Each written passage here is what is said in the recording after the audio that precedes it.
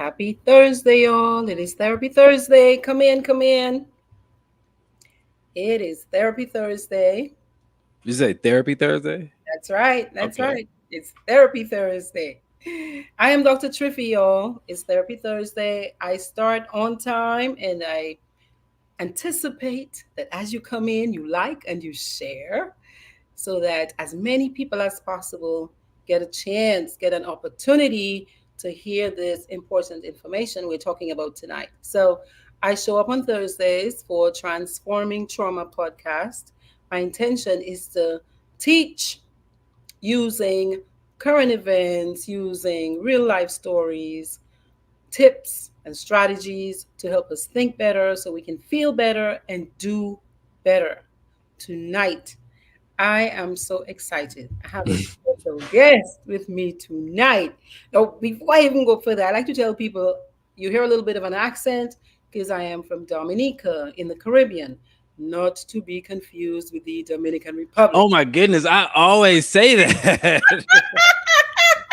I I've had am people try to argue me down saying that I'm talking about the Dominican Republic, and I have to like literally Google it and show them. Oh my and God. show them the evidence. We are a Yeah. completely different Yes. country, y'all. We're further south. We're an island. We speak English and a French Creole, and we love them. But they're further up north. They're connected to Haiti, and they speak Spanish as their main language. Okay, so now you know the rest of that story. Tonight's topic is Men Cry Too, recovering from loss and grief. Now, why am I doing this? Last year on Mother's Day, my ex husband and the father of my two and only children died. Just like that, Mother's Day. December, my fiance died. Just like that. See, I'm talking about it like this. And then I think maybe because the losses were so close, it's brought back the loss of my mom. When I was 21, she was traveling from my island of Dominica, going to St. Martin on a boat, and the boat sank, and her body was never recovered. So I feel as if I am an unwilling grief expert, completely unwilling. Loss is one thing, but then there comes the recovery process that feels like it's a complete or near devastation, and then you enter into a protracted rebuilding phase. I've invited my cousin Darian Wallace Hello. here. Welcome, Mr. Wallace. Hello. Thank you. Thank you for having me. I'm excited to be here. As I told you, I am nervous, but I'm going to talk professional tonight. Yes, I'm yes. not gonna talk reckless. Yes, yes. We're going to talk seriously Right. because we want to share our stories in the hope that we help other people move through this really uncomfortably painful, grueling process. And we live in a time right now where many people, those of you listening, have lost many relatives very recently. I know a stalking might even bring up memories for you of people you've lost, even if it's not recently. But what we find with grief and recovering from grief is it's got its own schedule. It's got its own schedule. So I invited Darian because this week I've been focusing on men's mental health, especially Black men. According to the NIH is the National Institute of Health.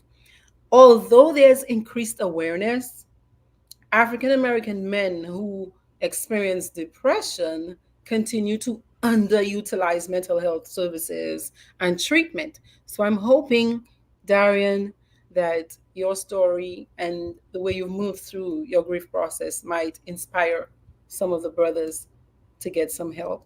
Definitely. Yeah, I am yeah, too. yeah. I'm also hoping that tonight's offering will help to normalize talking about loss and talking about grief, because I think we've come in the culture to almost be afraid or uncomfortable talking about death, but it is unavoidable, y'all. I hate to remind you, but not one of us is leaving this joint alive. Right. True. So, so, so, how am I addressing you tonight? Darian or Moki? Uh, what, Darian. Darren. Darian, Oh, Darian, Darian. Darren. And one thing I do want to share with everybody, and I don't do it on purpose, and but one way of me dealing with grief is I just joke sometimes. So like I'm not gonna say like any just crazy jokes, but I might say like some dark jokes or whatever because it just helps me laugh through the pain sometimes. So Mhm. just to be, So just you asking them to just bear with you. Yeah?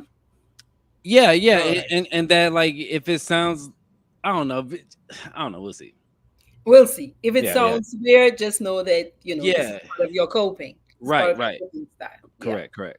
So, Darian, can you share your grief story with us? Tell us about your loss. Like, why are you sitting here talking to me All tonight? right, well, my story starts with the loss of my daughter. Mm-hmm. And I lost my daughter, Rosara Evelyn Ivera Wallace, on April 20th, 2016. She was born July 23rd, 2015, which is 2 days from my away from my birthday. I was born July 21st, and so she passed away by way of, at first they said SIDS because like the she passed away in the care of the babysitter, and so Mm-hmm. they said SIDS because she was asleep and yada yada yada. And so we had to kind of just keep poking at the people down there, was the coroner or whoever, with them to see, like I just didn't believe it was SIDS, but I didn't know because it was easy to say it was SIDS because she died when she was 8 months, and the next day she was gonna be 9 months. You know what I'm saying? And so they say Mm-hmm. most babies be dying in 9 months, and Mm-hmm. so it finally came out that she died of suffocation. So what Mm-hmm. happened is at the daycare she was at, she was the only baby who was like 8 months. The rest of the kids were like two and up. Mm-hmm. And the babysitter was gonna go watch a movie with the other kids, and we gave the babysitter a crib to put her in. But sometimes when you're a parent on the fly, you know what I'm saying, um, you lay the baby down and you might put some pillows around, you know what I'm saying, because I've done it. And Mm-hmm. so I guess she just put a lot of pillows around, and so when Ro was sleeping, she rolled over and she wrote like, I'm gonna just say this 'cause it's still to this day, and this is just me just trying to be at peace with it because it still doesn't make a lot of sense to me, but Mm-hmm. I get it. You know what I'm saying? So she rolled over and she suffocated.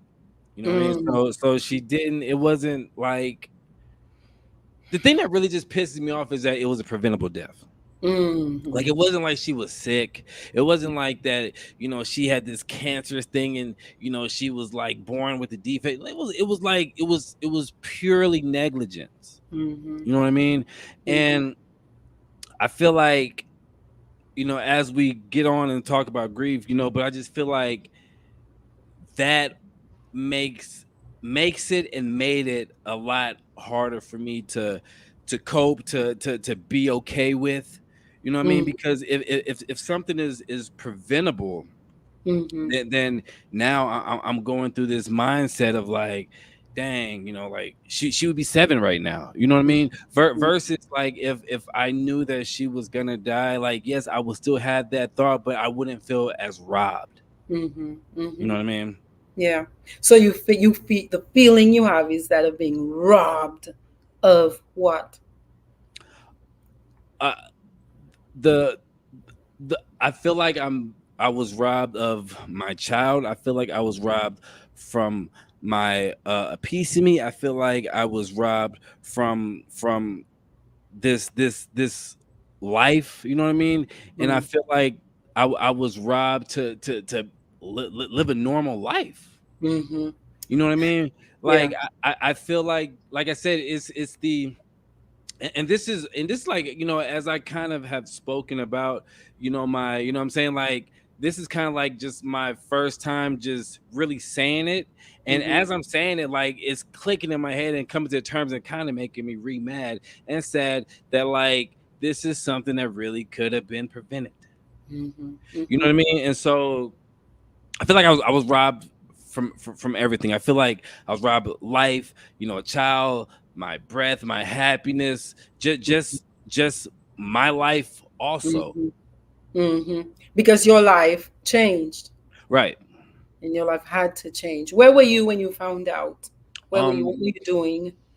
and this is where I kick myself in the ass, because at this point in time I was working exterminating, you know what I mean? Mm-hmm. And I was working like rich white people exterminating. Like, I was just killing mosquitoes. Like, that's a luxury like thing to be buying. Like, come people would pay $700 for me to go to their yard and spray some BS stuff, and it just saves the plants but kills mosquitoes. And so Mm-hmm. on days it rained, we didn't have to go to work. So Mm-hmm. so that day it rained, but mind you, it's 420. I, Yeah. I was a weed smoker, you know what I'm Yeah. saying? And Yeah. so it was like, all right, it's raining. I ain't got to go to work. You know what I mean? Like, I pay for my babysitter, for the Mm-hmm. whole week. So I was just like, I'm gonna just go drop her off. You know what I Mm-hmm. mean? And I'm gonna just go kick it with the homies. Mm-hmm. So I Mm-hmm. drop her off normal. One thing I do regret, I usually kiss her every time I drop her off. I didn't kiss her because she was asleep. You know what I mean? Mm-hmm. So I drop her off, I go chilling, and I'm at my boy's house. We smoking good, everything. Yeah. And then my girl at the time hit me up, and I was just like, damn, like, what she want? So Mm-hmm. at first I didn't pick up. And then she called me again. I was like, okay, like, this must be serious. And she was like, yo, you got to get to the babysitter's house. Like, Rose not breathing. And I'm like, the fuck? So Mm-hmm. I hop up, gone. You know what I mean? I didn't even tell my boys nothing. They like, they knew something wrong. Cause I was like, yo, I got to go. And so I'm Mm-hmm. driving all the way over there. But in my mind, I haven't dealt with any trauma. Right. Yeah. So Yeah. in my mind, I'm like, like, something must have happened, but she gonna pull through. By the time I get there, Right. like, it's gonna be okay. You know what I'm saying? Mm-hmm. So I'm speeding there. I get there. When I get there, there's ambulance, cops, you know what I'm saying? My girl at the time, and I'm just like, what? So just to not even go through the whole thing, they didn't let us in the apartment for about Mm-hmm. 4 hours. Ooh. 4 hours. So I'm just out there. I mean, now there's a crowd, people coming praying and everything. And Mm-hmm. so I'm at the door. Man, I'm at the door, and one there's a cop standing in front of the door, Mm-hmm. and there's another cop in there. Cop comes out, and I'm like, yo, like, let me see her. And he looks at me, and he says, I'm sorry. Mm. Yo, and I really don't like. I mean, I do remember how it was, but I really don't want to get in all that. But Mm-hmm. like, the type of hurt that like that was, Mm-hmm. right. So now all this is happening, and so maybe, like, kind of try to pull ourselves together. Then we have to go in the house. Mm-hmm. She's there Mm-hmm. on the fucking couch, and she's in a black bassinet, and she has a tube down her throat, and, Mm-hmm. like, life changed. Mm-hmm. Life changed. Yeah. Yeah. Like, Yeah. I didn't know at the time, but, like, a monster was created. Mm. In Like, you? yeah, in me, Mm-hmm. yeah. Mm-hmm. Like, it was the hardest thing that I had to just, like, be calling, like, people, and having to, like, it was hard to arrange a funeral. You know what I Mm-hmm. mean? Like, I kid you not, people came from out of town. I couldn't do anything until my mom came because Mhm. she only one who knew how to deal with me Yeah. at that point in time. Mhm. And I mean, like it was just it was tough, you know, like just even telling people like I was just embarrassed. Mhm. You know what I mean? And then I started thinking like, damn, like why didn't I just stay home? Mhm. You know what I mean? Mhm. Like why did I feel like I had to go hang out and do whatever yada yada yada, you know? Mhm. And it was it was tough. And so I forget what day, like maybe she died like on a Wednesday or something, and Mhm. we had the funeral on like a Saturday or Sunday. And I just remember even going to the viewings, and, you know, Mhm. like it's a baby, so you can like hold her and stuff, you know. Mhm. Mhm. And I just remember like yo, she's so cold, like she feels so different. And Mhm. then and honestly, like I just for a long time just quit caring. Yeah. Like I quit caring. I I was blaming myself. I was Mhm. fighting with people. And so what I want to say is so in the midst of all this happening, you know what I mean? Mhm. Like like my girl, like me and my girl were on the verge of breaking up. So she was already like gonna move out. They already found an apartment, everything, whatever, you know what I mean? Mhm. And Mhm. so for a little bit, you know, because I eventually went, like we kind of tried to work it out for a little bit, but it didn't work. But for a little bit while she was at that apartment, I was at mine. Mhm. And I remember like just like the thought of suicide, right? Yeah. And so am I going too fast? Am I rambling No, too you're much? good. No, I'm listening. I'm with you. I'm with you. I'm with you.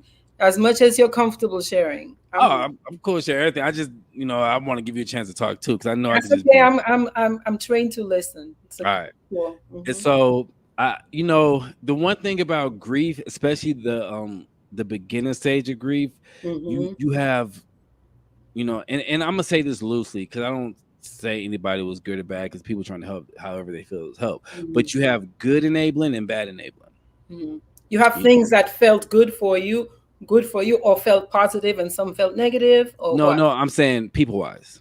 Okay. Because like this brought a lot of, you know, me close to a lot of people. Like I had a friend who I saw him go through barber college and do all this, and now he has his own barber shop, all this stuff. And so he started like just giving me free haircuts because, you know, I was just kind of letting myself go, you know. Gotcha. And Gotcha. so but I also had a friend who went through a lot of surgeries, and Mhm. so she just had like copious amount of like morphine pills, Mhm. Xanax, whatever. So, Mhm. you know, she'll slide me a couple, you know what Yeah. I mean, just Yeah. so I could sleep and just Yeah. to ease my mind. Mhm. So one day is raining, and this is probably like a week after her funeral. Mhm. It's raining. I'm at the crib, and I'm drinking my favorite whiskey, Wild Turkey. I think that's whiskey Yeah. or bourbon. I don't know, but I'm drinking that.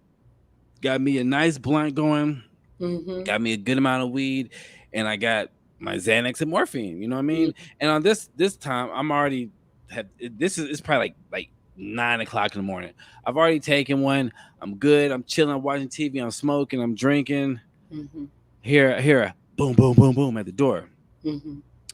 Usually, I get up and I look, but you know, I'm I'm on Xanax. I don't care. I'm You're in drinking. the You know, compromised mental state. yeah, Yeah. like it's like I don't Thinking care. clearly. So I open the door.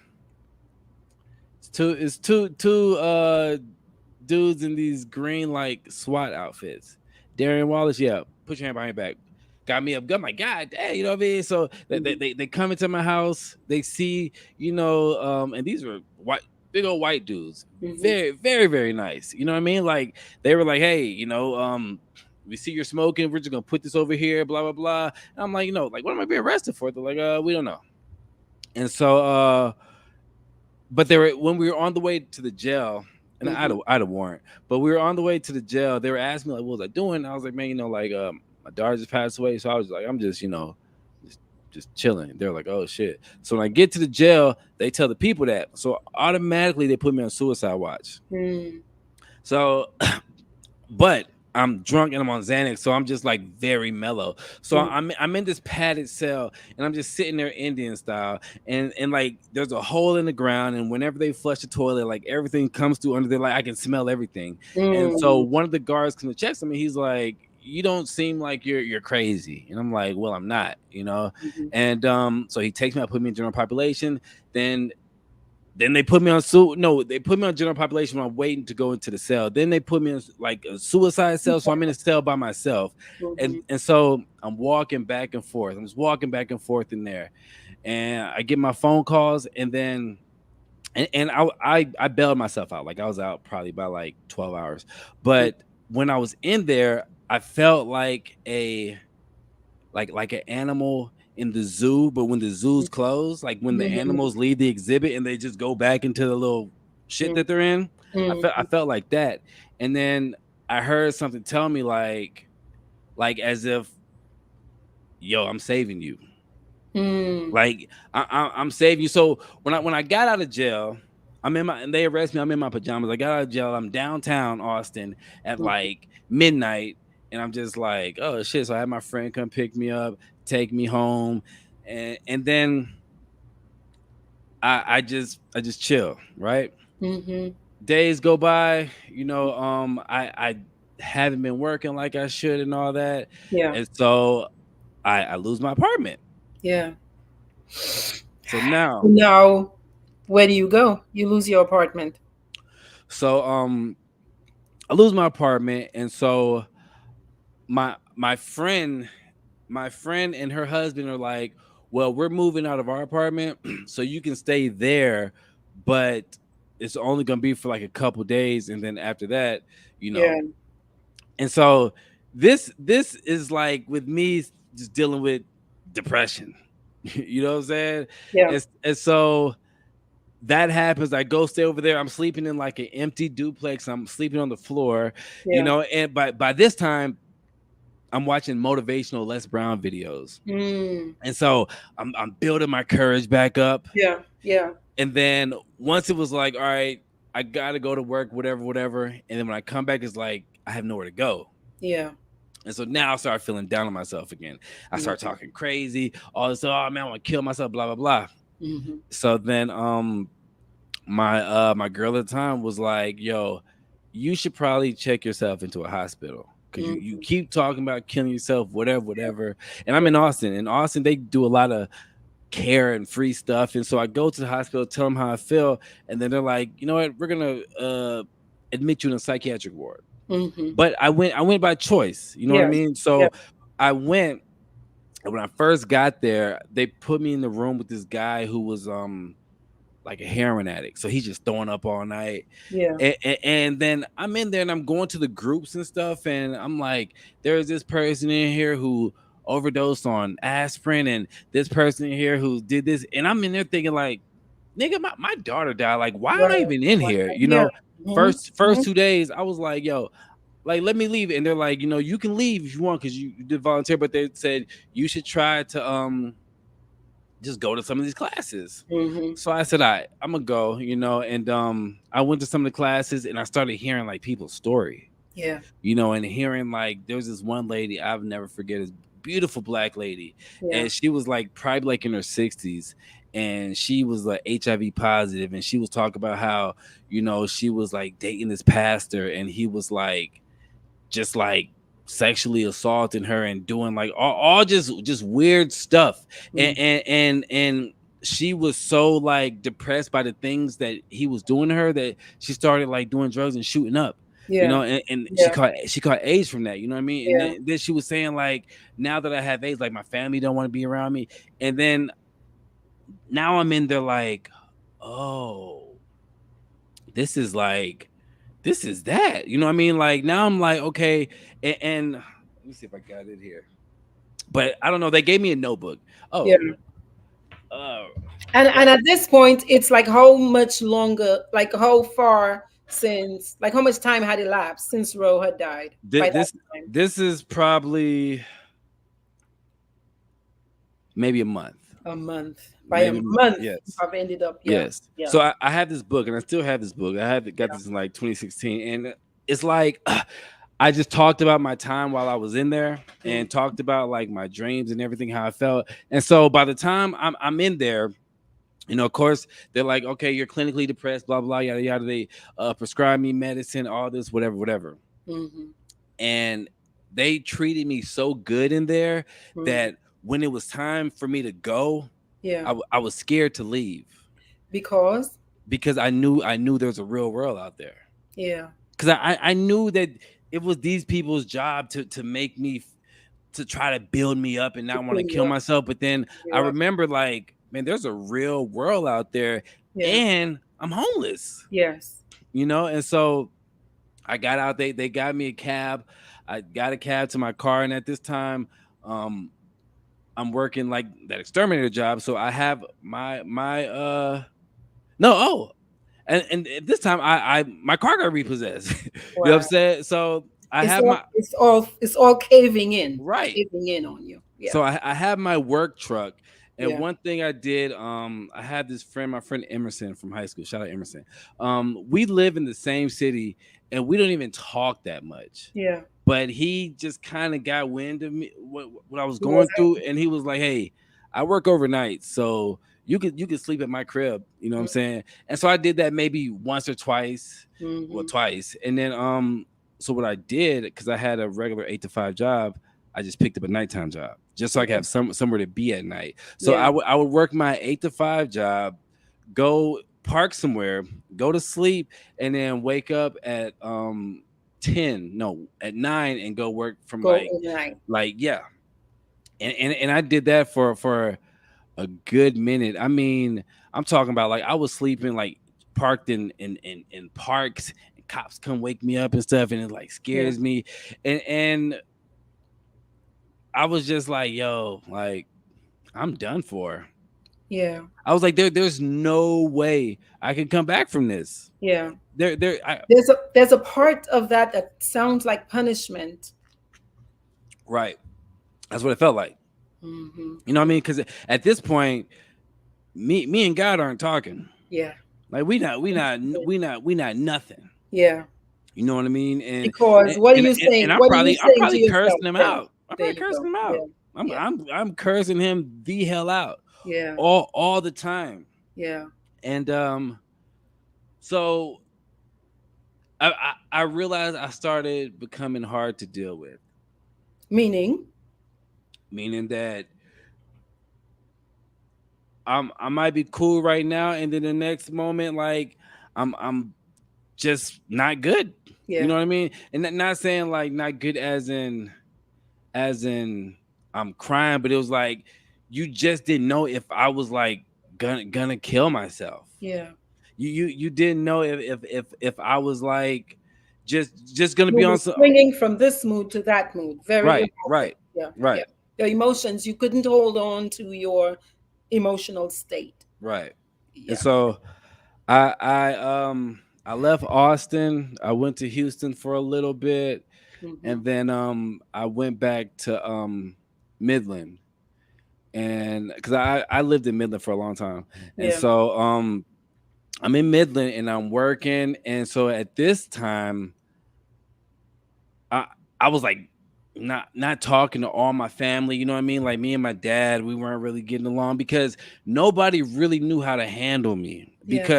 because any little thing would just throw me off the handle. So And perhaps you couldn't necessarily articulate right, with. Do couldn't you think you right. couldn't, or what do you think that was about? Do you think you couldn't, you didn't have the words, or was it something else? I think that I could, but I convinced myself that nobody understood me. Gotcha. You know what I mean? And man, I feel like a pastor. I'm sweating, but It's a nice little jokey joke right I there. know, right? But so then so I go to Midland, and Hmm. so one of the people who can handle me is my brother, right? My brother gets locked up. Mm. My brother gets locked up. And And so so, and mm, so now I'm looking for somebody who can give me what my brother gave me. You I know what I need mean? salvation. You're right. Yes. And so I'm looking to the OGs, the older dudes. You know what I'm saying? Mhm. And some of them like were really good. But what happened was is I got cool with these dudes from my old job, and they're good dudes. But Mhm. like they were GDs, gangster disciples, and so Uh, it kind of got to the point where we would all just hang out. So like I'm like in the grimiest of yeah. hoods in Odessa at like 4 o'clock in the morning, chilling in the streets, whatever, whatever. And I Mhm. remember, I smoked, but my homie didn't. And so Mhm. I'm smoking, and then he buys some coke, Mhm. and so me. I was always like, if you do coke, you might as well smoke crack. You know what I mean? Yeah. Like I'm Yeah. like I'm never putting that shit up my nose. None Yeah. of that. And so I remember we were just chilling in the car, and he got some. And I've been around people with that, but I've always like never watched people do it, whatever, whatever. Yeah. But at this time, like I'm like, oh, whatever. I'm you let me smoke in your car. This is your car. You do whatever. So he does some. I'm smoking, and then he's like, "You want some?" I'm like, "Nah, I'm good." Mhm. He's like, "Man, try some." And he's like, it's fish scale, which is I guess good shit. And so Mhm. I tried it. Boom. I was like, this is the best feeling Yeah. I have felt in a very, very, very long time. Yeah. So that day I did it, it was like I was cool, whatever, whatever, and it was fine. Yeah. We hung out a couple more times, did a couple more times. And he made more money than me, so he was buying it. But I wasn't caring about like, all right, when we leave, like let me get some. And then Mhm. one day I was just like, yo, how much is that? And he was Yeah. like, oh, this costs $100. And I was like, I got 100. Like, let me get that. Yeah. And I'm like, he's like, oh, you sure? I was like, no, like you get your own, I get my own. I'll just Yeah. do it later.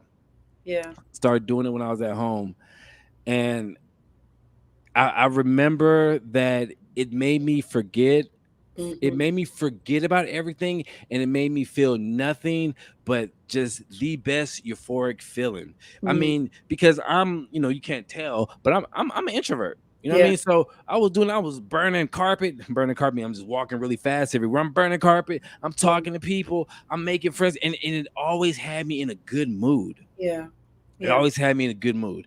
And then like I, do music, and so like I started doing shit, and then I taught myself how to play the piano, and so I'm feeling like this is good. Yeah. I'm like, yo, this is good.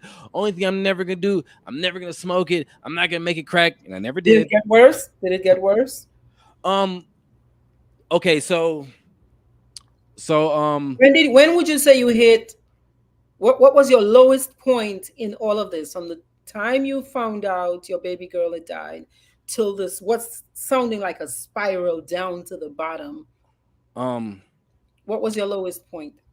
the I feel like my lowest point, like honestly, my lowest feeling point would be when I was homeless, when I got my car repossessed, when I lost everything, right? But when I myself Mm-hmm. spiraled out of control, because I never was the one who like, oh, I'm addicted, I can't do nothing. It was like you never knew. Yeah. Like You were you functioning. you never knew, because it was something that I might do when I get off of work, or something I would do on the weekends. But here's the thing, whenever I did do it, and say I was like, all right, I'm not gonna do it for a couple of days, those next couple of days were like the worst feeling days, Go ahead. because it's just like you're just missing that feeling. And Mm. so I just kind of fast forward a little bit. So Midland, then I go to the Virgin Islands, Yeah. and I lived there for a little bit.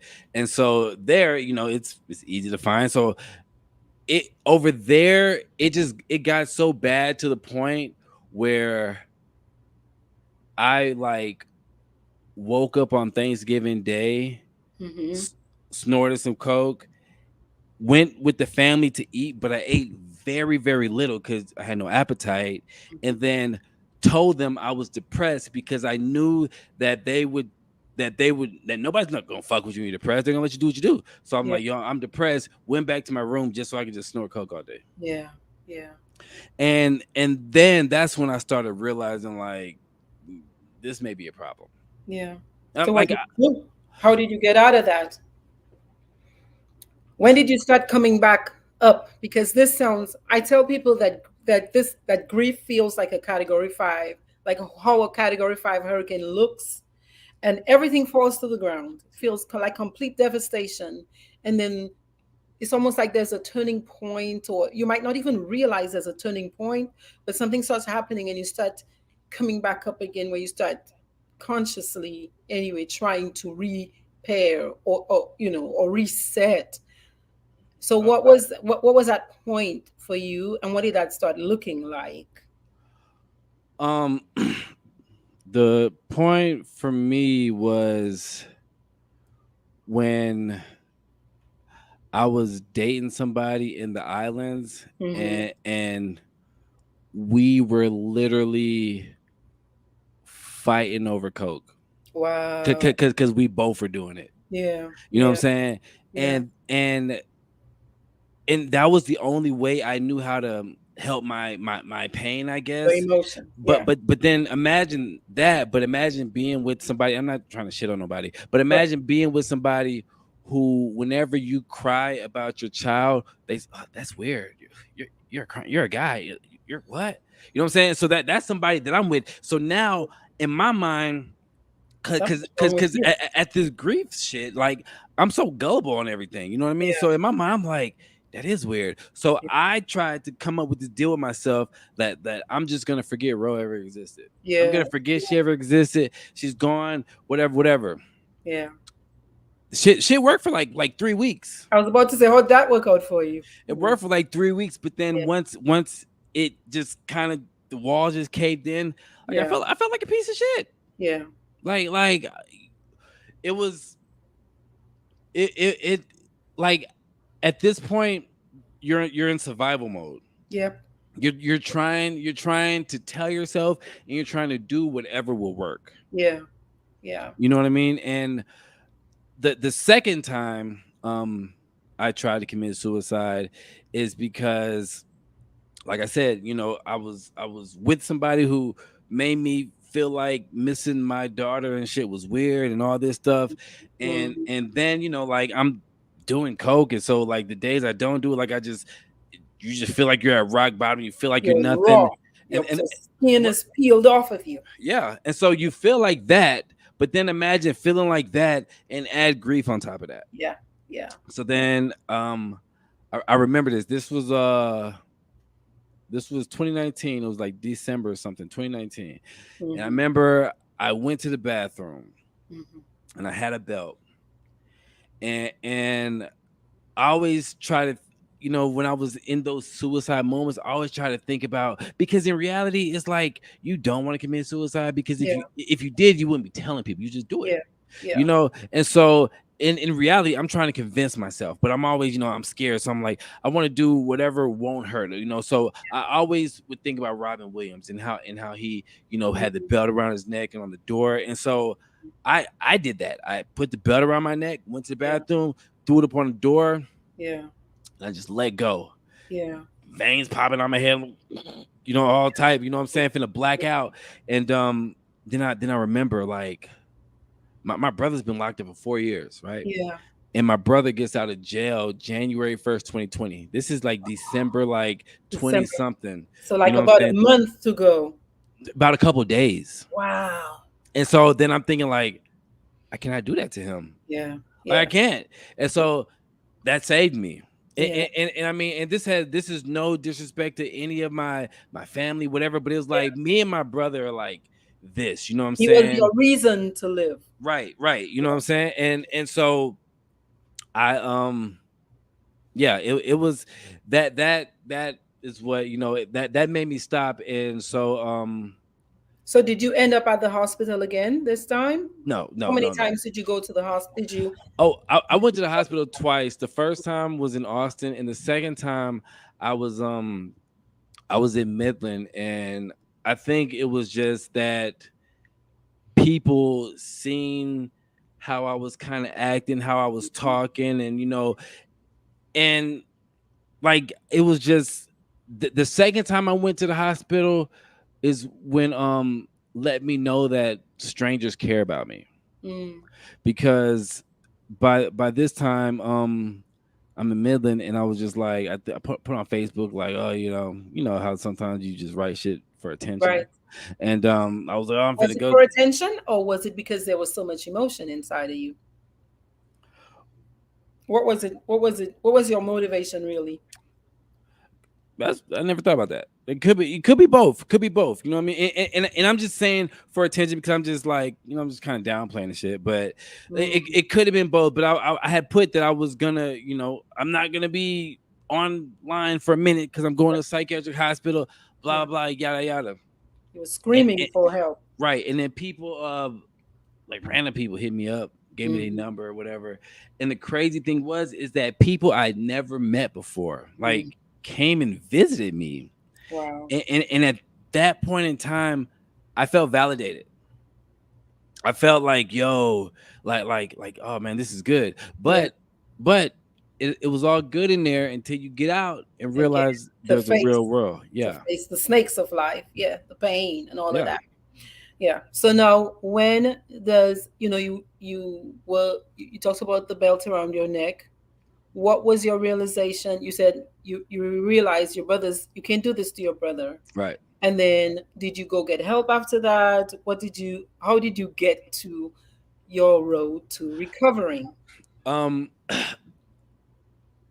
it was crazy because um I remember like texting my homeboy, and this is what kind of just was like a pow to me and made me realize. I text my homeboy, and I was like, oh man, I would kill myself, whatever. And this is me in the island texting my homeboy who lives in Texas. Mm-hmm. And I remember he called me, and boy, like, he was yelling, he cursed me out, and he was like, why would you text me something like that? Mm-hmm. And I'm like, what are you talking about? And he was like, why would you text somebody like, yo, blah blah, I'm about to kill myself, yada yada yada? And then, like, I don't know, basically the way he said it made sense, because it was like, you said that to me, you put it on my conscience, you made it feel like it was my fault for not picking up the phone and shit. You know what I'm saying? And he was like, if you were gonna kill yourself, why would you be parading it and yelling it? You would just do it. And then I felt dumb. I was like, Mm-hmm. oh man, like, and then I started thinking, like, do you want to kill yourself or do you just want attention? But see, the thing is, after Roe died, everything seemed gray and grim, and so, like, my life sucked. And Yeah. so when I saw people like just living life and happy and stuff, and I was like, wait, oh, only my life sucks. Yeah. Like, everybody's life doesn't suck. Mm-hmm. And that's when I came up with when I started thinking about, like, the world's not obligated to give a fuck about how you feel. The Mm-hmm. world don't got to care about how you feel just because, like, I mean, I was depressed so much I got fired from a job, and I know that seems stupid, but like, they got to make money. Like, it seems like a very, oh man, that's an inconsiderate thing, which I feel like is very inconsiderate because I was one of the top people there. Mm. But like, thinking about it, I'm like, you have to make money. Like, life still has to go on. Do you So know what's happening? Can I tell you what was happening with you? what's up? You were not able to think clearly. You can't, the brain cannot come up with great ideas Right. when it's also feeling so much pain. When Hmm. it's so traumatized by pain, the frontal lobe, which is where we make our executive decisions, it's like that door between those deep feelings, like that mid to deep brain. Yeah. It's what's running the show. And so you can't even access your clear thinking. You're Right. in too much pain. Right. You're Yeah. pain. So that's why you could make a choice like, yeah, let me go end it. That's why you send a text to your friend. This is you doing the best you can Right. in the moment, given everything that's happening. That's why that's happening. Yeah. Mm-hmm. And Mm-hmm. so, but I've been kind of skipping around, but like, in Austin and in Midland, and I think the Virgin Islands, like, I was prescribed like medicine and stuff. You know what I mean? Like, but like during Did you that, take it? Did you take it? Were you compliant? I did, but here's what, you know, because I got prescribed, but then during that cocaine era, I went to the doctor, and I just kind of made up some shit so they can prescribe me some antidepressant, but also so they could prescribe me some Adderall. because Okay.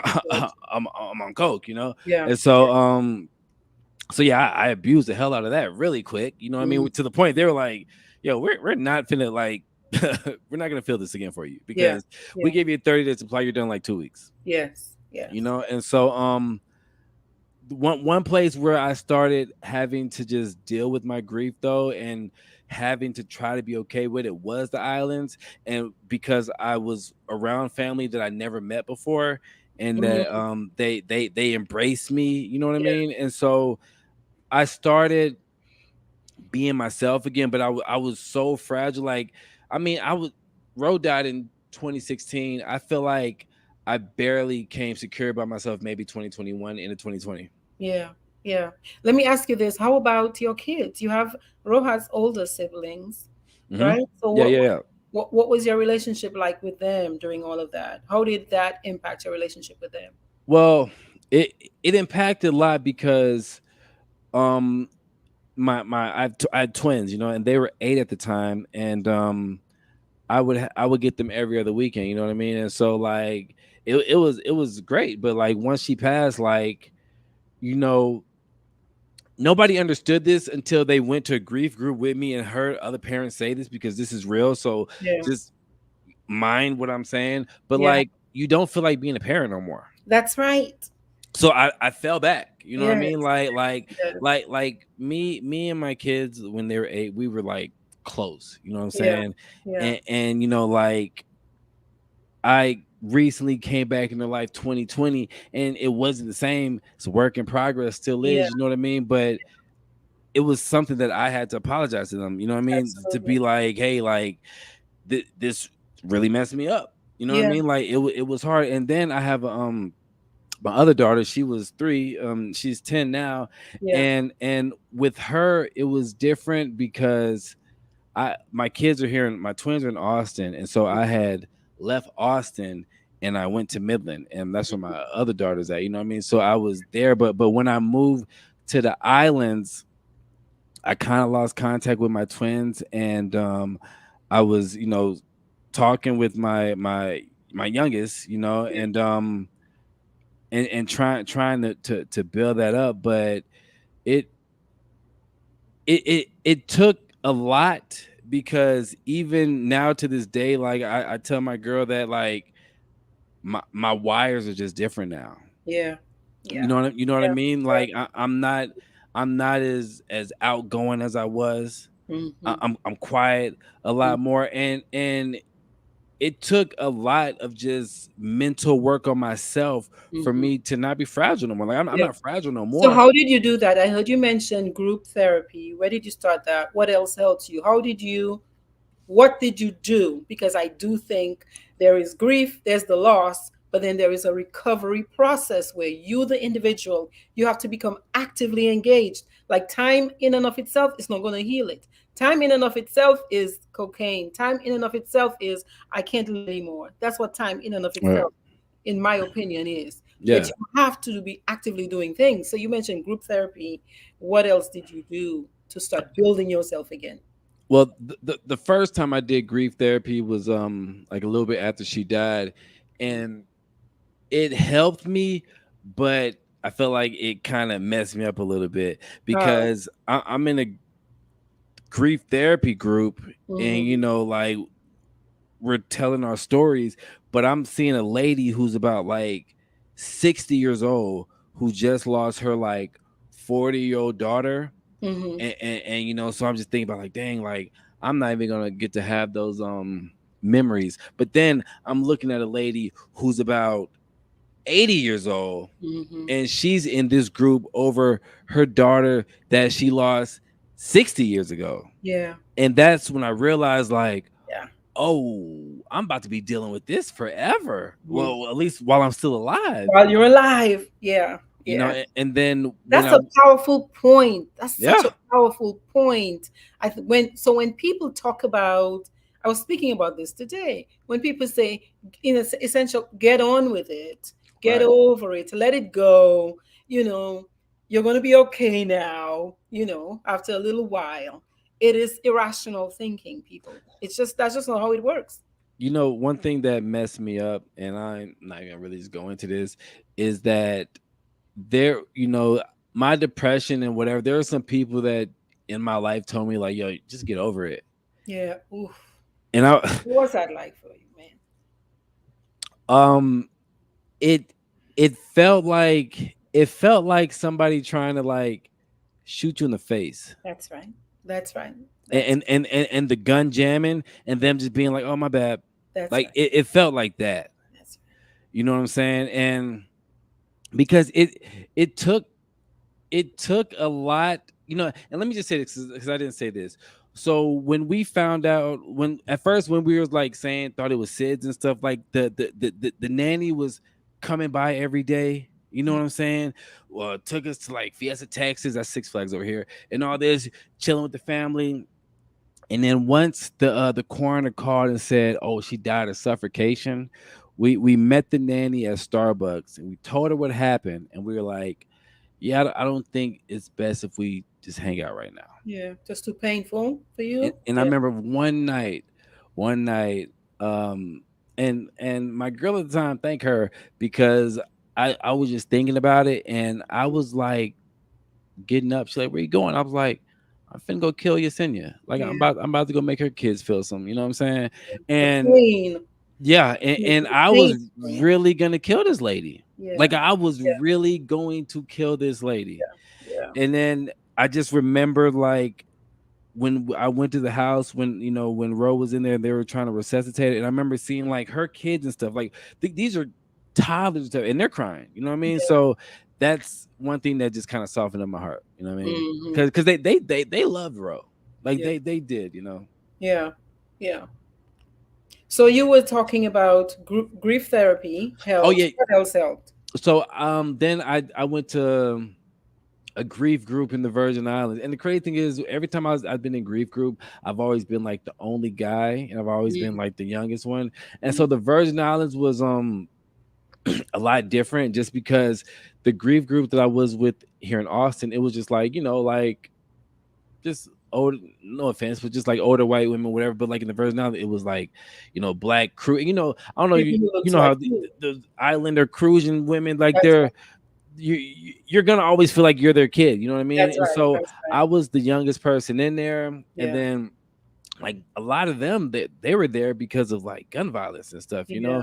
but everybody always thought it was just kind of good because I participate in these things and I'm a man, Mm-hmm. and just the fact that like not a lot of guys want to That's right. talk about it. And so they had like a lot of different programs there, and I got to speak at one of them, like as one of Hmm. like the head speakers. Yes. And I remember telling my cousin like, "Yo, I would love to do this for a living," Yeah. and then I remember being like, "But no, because it's like opening up a wound every single time." It's a weird You know thing. what I mean? Like, cause I know right now I'm good, but I know when we finish, I'll be like, "Fuck, man!" Like, Yeah. Yeah. And so I mean, at this point, it just kind of is what it is. Like, It is what it is. it just comes with it. That's it. And That's it. and I just the one time, this is my last cocaine story. Well, maybe I have two more, but I understand that people who have used in the past enjoy sharing their stories. because it'd be good stuff. That's it. But this is when I knew I was kind of messed up too. Uh-huh. Is because I went to a grief group, Yeah. and I had just bought some coke, but I Mhm. didn't. I was like, I'm not gonna do it before because I don't want to be all weird and stuff. And I remember making up an excuse to leave early just to go do it because I was just like, I just want to be happy. Yeah. You wanted to I feel good. I just want to feel good. And so anyway, I was working the refinery out there, blah blah. We got laid off, and then I was like, you know what? I saved some money. Let me go back to Texas. Hmm. So I go to Dallas, and I'm there, and this is right when Corona COVID starts, and Gotcha. so everything's just shut down, Hmm. and I think I caught COVID because I got really sick for like a week, but Hmm. then over there I met like a coke dealer, Mm. and so then it was just I would just kind of just do it, but then I started realizing like, man, this shit's like really like hurting my nose.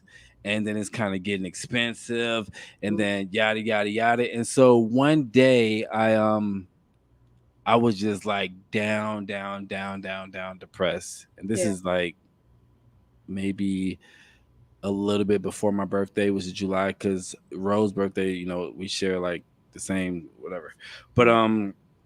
and I remember like my girl who I'm with now, which is my twins mom, Mm-hmm. like we had talked for a while, and I'm just depressed. And out the blue, she just sending me pictures of my twins. And this is like her not even knowing what the fuck I've been You're doing, thinking healing. anything, you know what I mean? Not even knowing where I'm at. Yeah. And because last she known me, I was in the Virgin Islands, so I don't Mm-hmm. think she knew I was in Dallas. And I was just like, man, and I feel like that was also like God saving me. You know One what of I the mean? turning points. One of the turning points to help Right, you come back right. up. Yeah. Yeah. Now, but before that, I went through this stage of where I was doing like psychedelics heavy. I was I gonna ask about that. I, Yeah. I was doing a lot of acid. I was doing a lot of mushrooms, and Yeah. what and me and my cousin Andre, I don't even know Andre, he's Uncle Randolph's son, but Mm-hmm. we went to this lake, and I told you this on my show, and this was probably about like 2 months, 3 months after Roe passed, and we went to this lake, and he had some shrooms, and we were like, "Yo, we're gonna eat some," and everybody was like, "Yo, DJ, you sure you gonna do that? Because, like your mind and blah blah blah, And I'm just like, man, I am a drug connoisseur. Leave me alone. And so I eat them, and I remember I went wakeboarding, and I fell off the wakeboard, was having fun, hit the thing, and it knocked me out split second. But I'm wearing the life vest, so I'm just floating. And I Yeah. remember I just came to, and then my trip started, and then it just made me feel like at peace with the world. Like I felt like I'm just this little guy in this universe. You know what I mean? Mm-hmm. And then I'm just like, oh, like what used to help me is I used to just kind of tell myself like I don't mean nothing, like I'm just small, I don't mean nothing, you know what I mean? Mm-hmm. And that just helped me not feel bad for me. Yeah. And so um the time that I had my other just realization about, do you want to die or do you want to live? Yeah. I took 10 grams of shrooms. Now, to have like a nice little visual trip, you should take like an eighth, which is 3.5. But Mm-hmm. I was like, I'm just gonna take 10 just because I don't have nothing to do. Just gonna take it. Yeah. And Still, it's a sort of recklessness. Like I'm yeah, not thinking either way, alive or dead. I don't care much.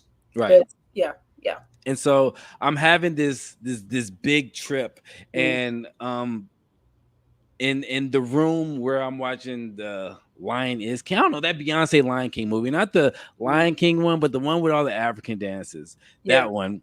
But I'm watching that movie in the other room, and I got music playing, and then in my bedroom, my bed's just comfortable and it's just dark, and so I'm just walking back and forth, but I'm Mm-hmm. tripping. You know what I mean? Yeah. So when So I'm explain to the people what tripping means. oh For those trip. people who don't understand, because you have a lot of Dominican listeners who don't know what in the world Tripping is like it's hallucinating. hallucinating, Mm. and just kind of being in a different mind frame, but you're wide open, meaning Yeah. that you're very honest with yourself. You're Mm. seeing things for, or you think you're seeing things, or maybe you are, Right. but you're seeing things for what they really should be or what they could be. And Mhm. so As opposed to how they really are in the moment of this pain. right. And so one thing I realized, and there, people may not agree with me on this, and I don't care because we don't know if we're right. Yeah. But when I was in the darkness of my room, I felt comfortable, and I felt like it was the afterlife, and I felt like when I die, I'm gonna be like just energy. You know Mhm. what I mean?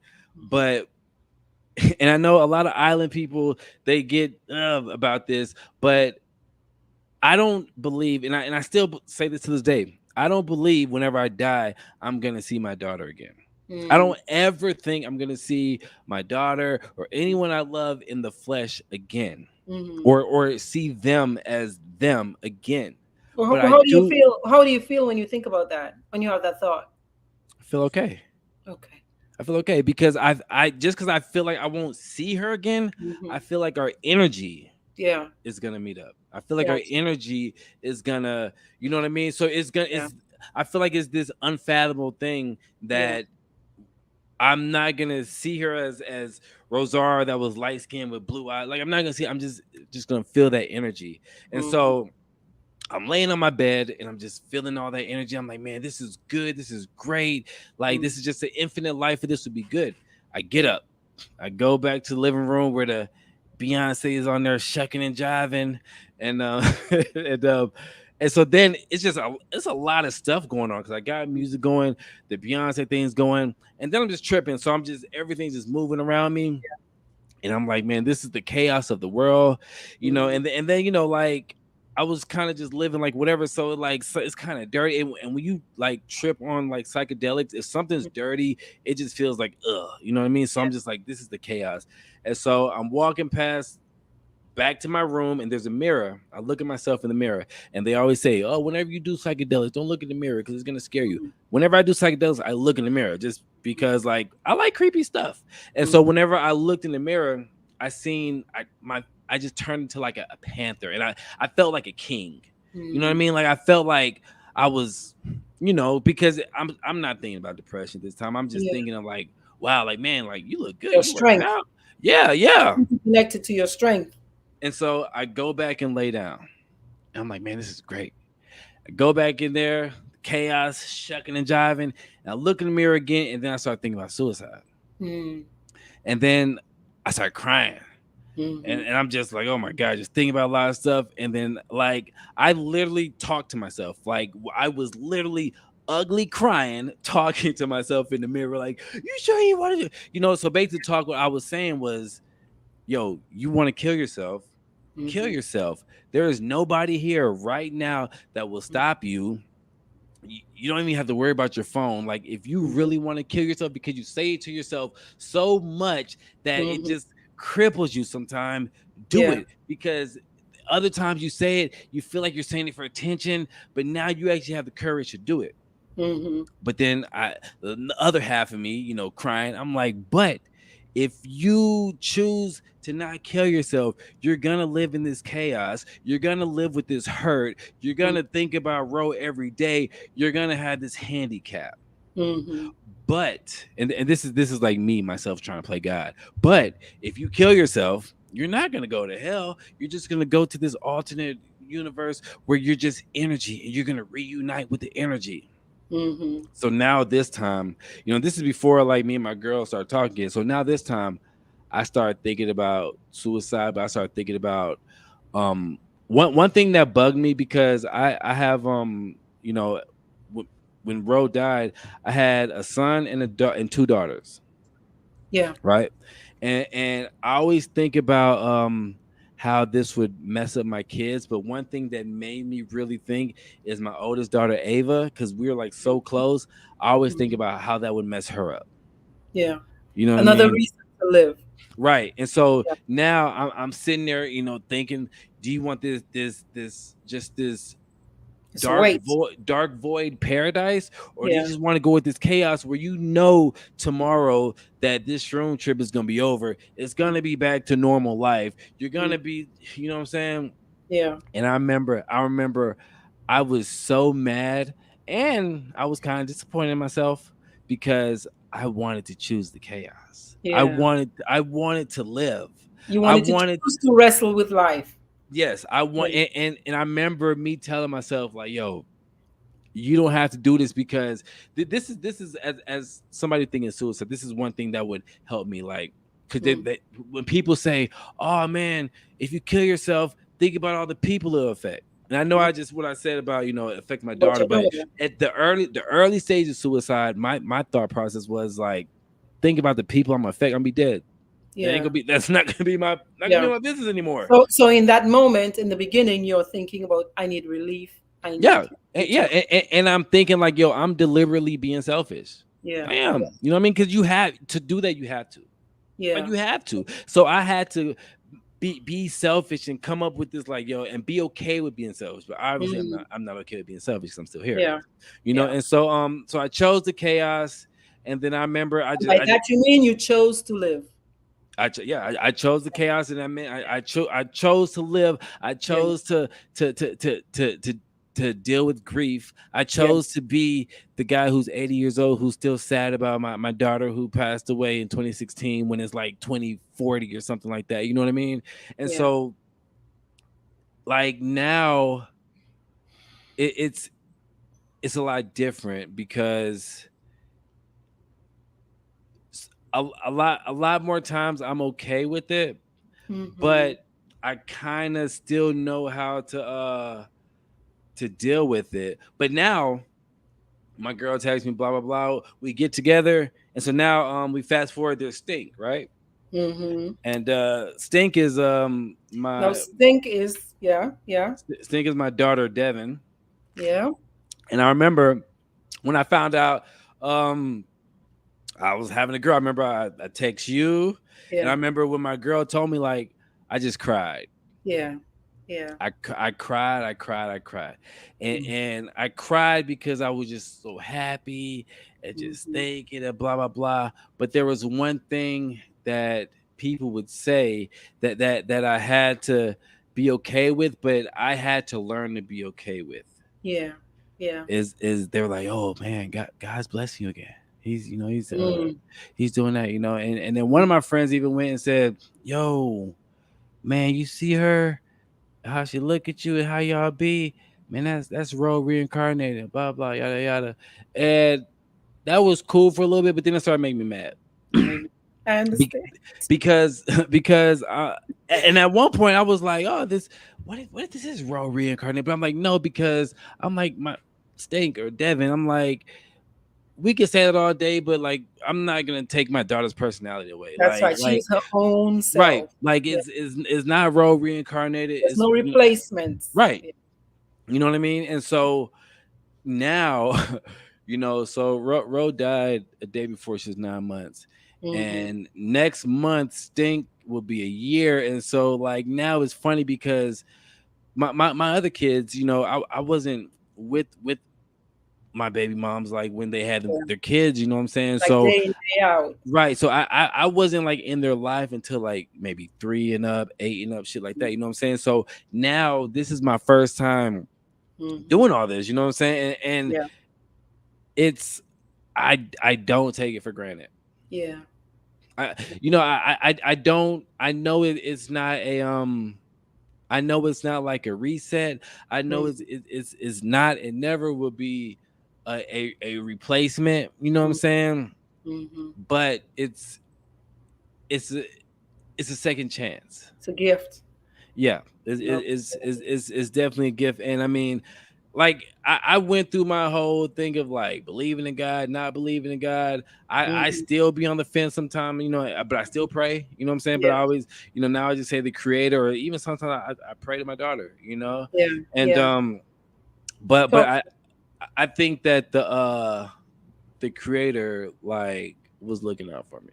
yeah. So one of the something I want to say is to everybody listening, what you're hearing Darian talk about are suicidal ideation, homicidal ideation. That's when you think, hey, I'm gonna go take this lady out. This lady Yeah, is the reason my daughter is dead. Suicidal ideation and constant, very frequent thoughts of hurting yourself. That's a definite sign that it's time to call 911. That's a definite sign it's time to call 911. A definite sign it's time to call 911. Right now it's 988 for, you can text 988. That's the new number. It takes you direct to a suicide hotline. mm, And it's just, as you share the story, we see your dance with death, essentially. Just like yeah, walking the tightrope between life and death, trying to figure out again, how do I make this life worth living right, again? How do I have enough reason? At first, in the suicidal literature, we talk about if you can find a reason to live. Like you, the first one you said, when you were in the suicidal, actively attempting to kill yourself, you thought of your brother. So he was one reason to live. And then you Yeah. thought another time about your daughter. And those can be for us, phew, the Yeah. salvation. Yeah, the salvation. The other thing I think about is when your girl texted you and she didn't know you were going through such a hard time. But Right. that's what support does. That's what having other people around us does for us. Because Right. even if we feel like we are in hell alone, they see us and we're also still on their minds. So they reach out, even if it's just a little text. Hey, I'm thinking about you. Hey, what's up? Yeah, Yeah. But yeah, and also with the suicide thing, and also thing I thought about too is that the way I felt when I lost my daughter, you know what I'm saying? Because I love my mom, you know what I'm saying? I was mhm, just like, man, I would hate to have my mom, you know what I'm saying? Like to be that be like, man, he lost his daughter, then she lost, you know what I'm saying? yeah, And one thing I will say is when when when I lost my daughter, it made me scared of everything because I was always one of the people like, oh, that would never happen to me. yeah, And yeah, now till this day, yeah, at least 4 times a year, I say I still can't believe that happened to me. yeah, But yeah, now when if somebody would say, man, there's a pig that flew over the moon driving Michael Jackson's car, I would be like, that's it's possible. it's Because possible. I understand. anything is possible I now. understand. You Yeah, know? I understand that. So what I want to do as we start, it's 8:11. I want to ask you some questions to just move down a little bit of a review, so to speak, right? Mhm. I I ask people I use this little process that I learned from a marriage and family therapist. Her name is Dr. Pat Allen. It's kind of like a high buy process where you talk about the most beautiful experience you can remember with the Okay. person while they were there. You know, what was the most painful process or most uncomfortable process while she was here? Or you can relate it to the event itself, right? I would prefer you think about it from her perspective. What was the most beautiful part of having her in your life? And what was the maybe the lowest point while she was alive? Did something uncomfortable happen or a painful thing happen or whatever. So start with what was the most joyful part of having her in your life? um I think the most joyful thing would be one, her first words was dad. Oh, Yeah, two, like I think that we just like we clicked, you know what I mean? Like we would always watch basketball together and stuff. And I remember I took her to her first basketball game and she just sat there with her mouth wide open, just like in awe, you know? as if And she's really into it, like she's yeah, focused. yeah. Yeah, and I love that, and I just think that just how she would just like be like calling for me. Like like we were just like in love with each other. Yeah, You yeah, know what I mean? yeah. Completely connected. Yeah. Yeah. So again, this is while she's alive. Was there anything that felt like the most, like a negative or a uncomfortable event or experience while she was alive?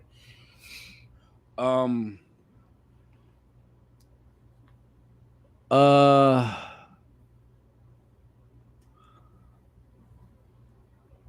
Well, no. The thing is, there wasn't like, I don't think there was like something like negative that I guess bad happened. But one thing that I do regret is that I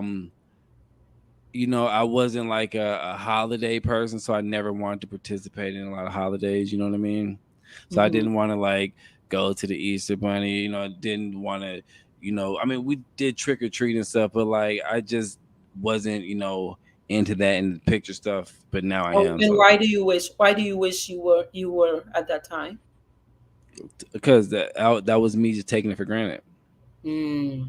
Mm-hmm. You know what I'm saying? Okay. Like you like now with my daughter now, I'm overprotective, like just with my kids, you know what I'm saying? But like with my daughter, like I'm just sober. Like she can be kind of walking. I'm just like, oh my God, Mm. but I think because when something that's never happened to you and your mind doesn't even think about it happen to you, you just take a lot of stuff for granted.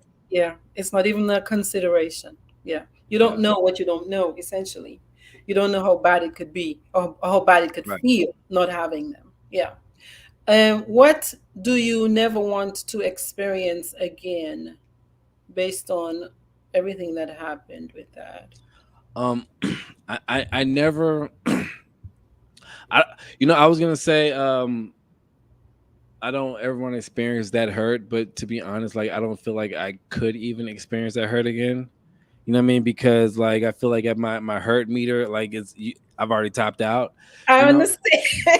Yeah, yeah. I So do. I feel like I'll say this: I had to kind of normalize myself a lot lower because Hmm.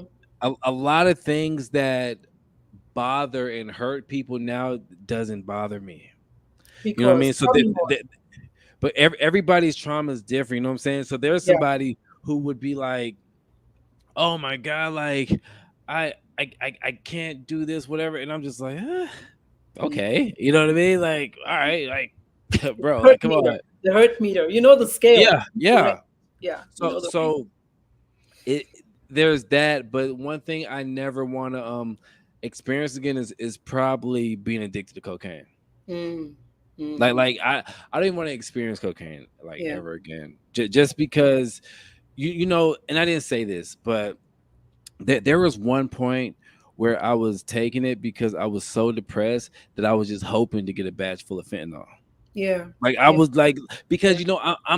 I You're don't want riding to the hurt. line between I don't line want life and right. death. Yeah. I don't want to hurt myself, so I'm too scared to cut myself because Risky that's gonna behavior. hurt. You Yeah. know what I mean? So I'd rather It's just have passive something. suicide. Yeah. Yep. Yeah. Passive suicide. Yeah. And based on that, this is a different question, but it sounds similar. What do you want?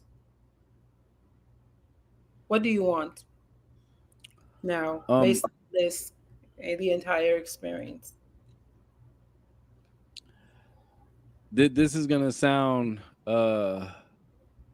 very ignorant, Well, it's gonna but sound, no judgment on it. oh, I don't mind being judged, but I want what's owed to me.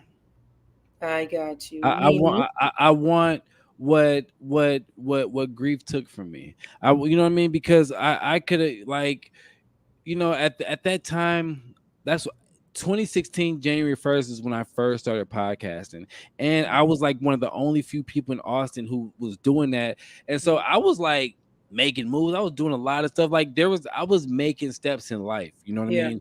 And yeah, this kind of it just kind of messed me up. And I know that that sounds ignorant, but like I said, like I want what's owed to me because life goes on. Like yeah, if I'm a grieve, yeah, I would rather have money and grieve than be broke and grieve. yeah, You know what yeah, I mean?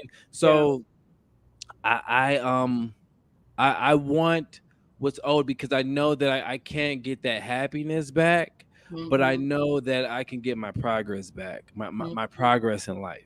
mm-hmm. And do you have a plan for that? Well, I was I was blind walking for a minute. Like I was blind walking for a minute, and I just want to say, you talked to me. I lost my daughter. Mm-hmm, I went to jail. I was homeless. I lost friends, lost family. mm-hmm, I got addicted to drinking and drugs. I mm-hmm. wanted to commit suicide. I came back to the States on drugs, got off drugs, got to my kids, working a BS job, working an okay job, working a decent job, got my CDL. Like, I'm coming up. You know what I'm saying? That's right. That's I ain't right. playing no more. You know what I That's mean? right. Because That's right. I know that like once you come to the realization that you're gonna hurt forever, Mm-hmm. it don't hurt as bad. That's right. That's right. You know what you're working with. You Yeah. know what you're working with. Yeah. Yeah. Yes, yes, yes. Okay. What's the least helpful thing somebody said to you during your entire grief experience so far? What's been the least helpful thing that you can recall somebody saying to you? Um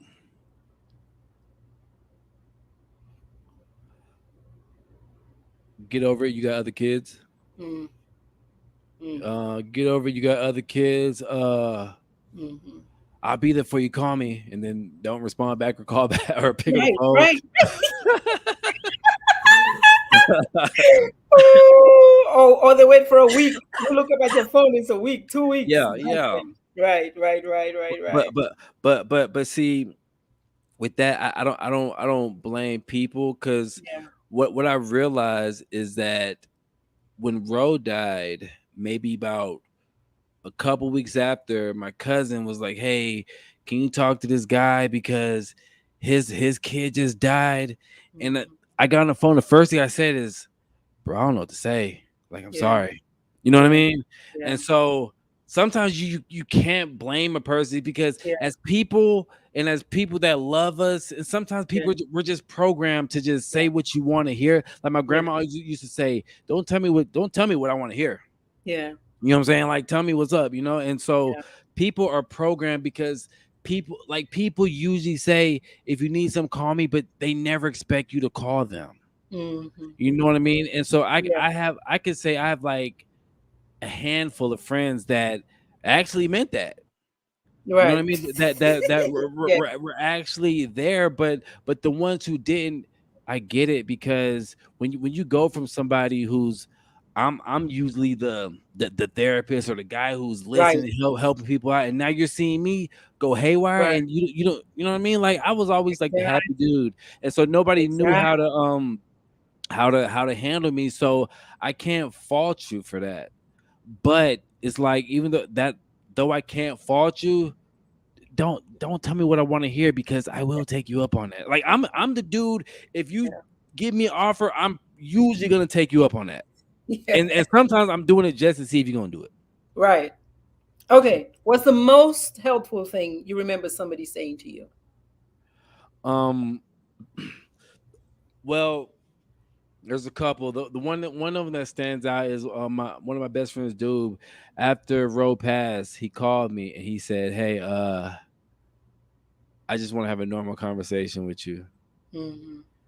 That meant so much to Like me. just like your friend. I just want to be your Yeah. friend. He Yeah. said, "Hey," he said, "Bro, I don't know what to say, but I just want to have a normal conversation." And I remember I cried, and then Mm. because he texted me that, and I called Yeah. him, and I was just like, we just talking about music, talking about Yeah. whatever, you know what I mean? Hmm.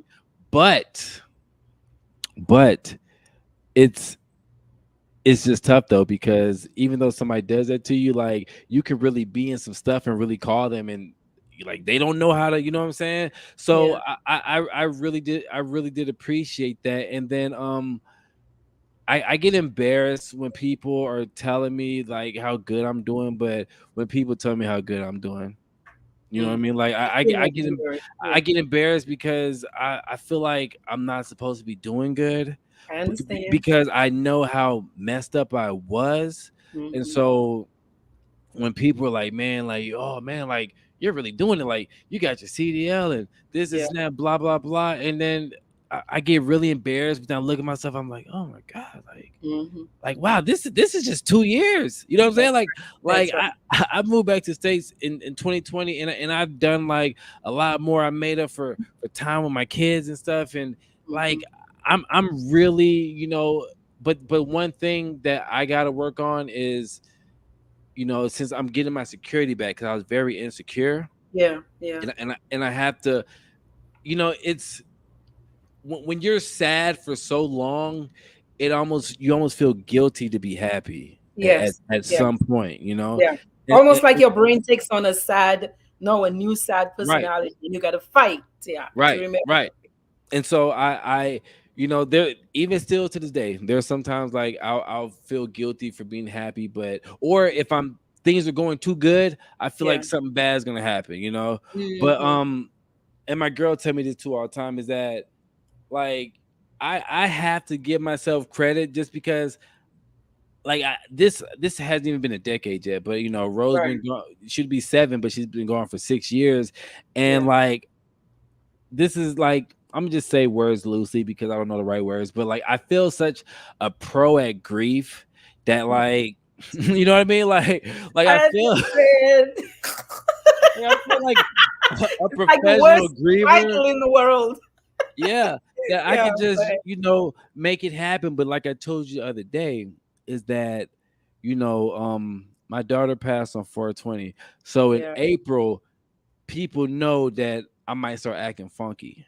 yeah, My birthday July 21st, hers is July 23rd. So people know I might not celebrate my birthday. I'm gonna mm, celebrate hers, but I might start acting extra funky. yeah, Right, yeah, but those are my times to act funky. But yeah, then what was it last week? I started acting funky, and I was like, yeah. wait, this isn't this isn't April or July. And then I told myself, DJ, grief is every day, brother. Like, you know what I'm saying? Like, you think we just gonna let you make it like this whole? No, we're gonna remind you.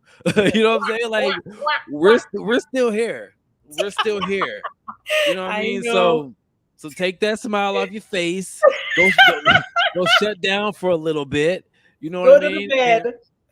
And but that right there, helped me, because even though I deal with grief I deal with it good.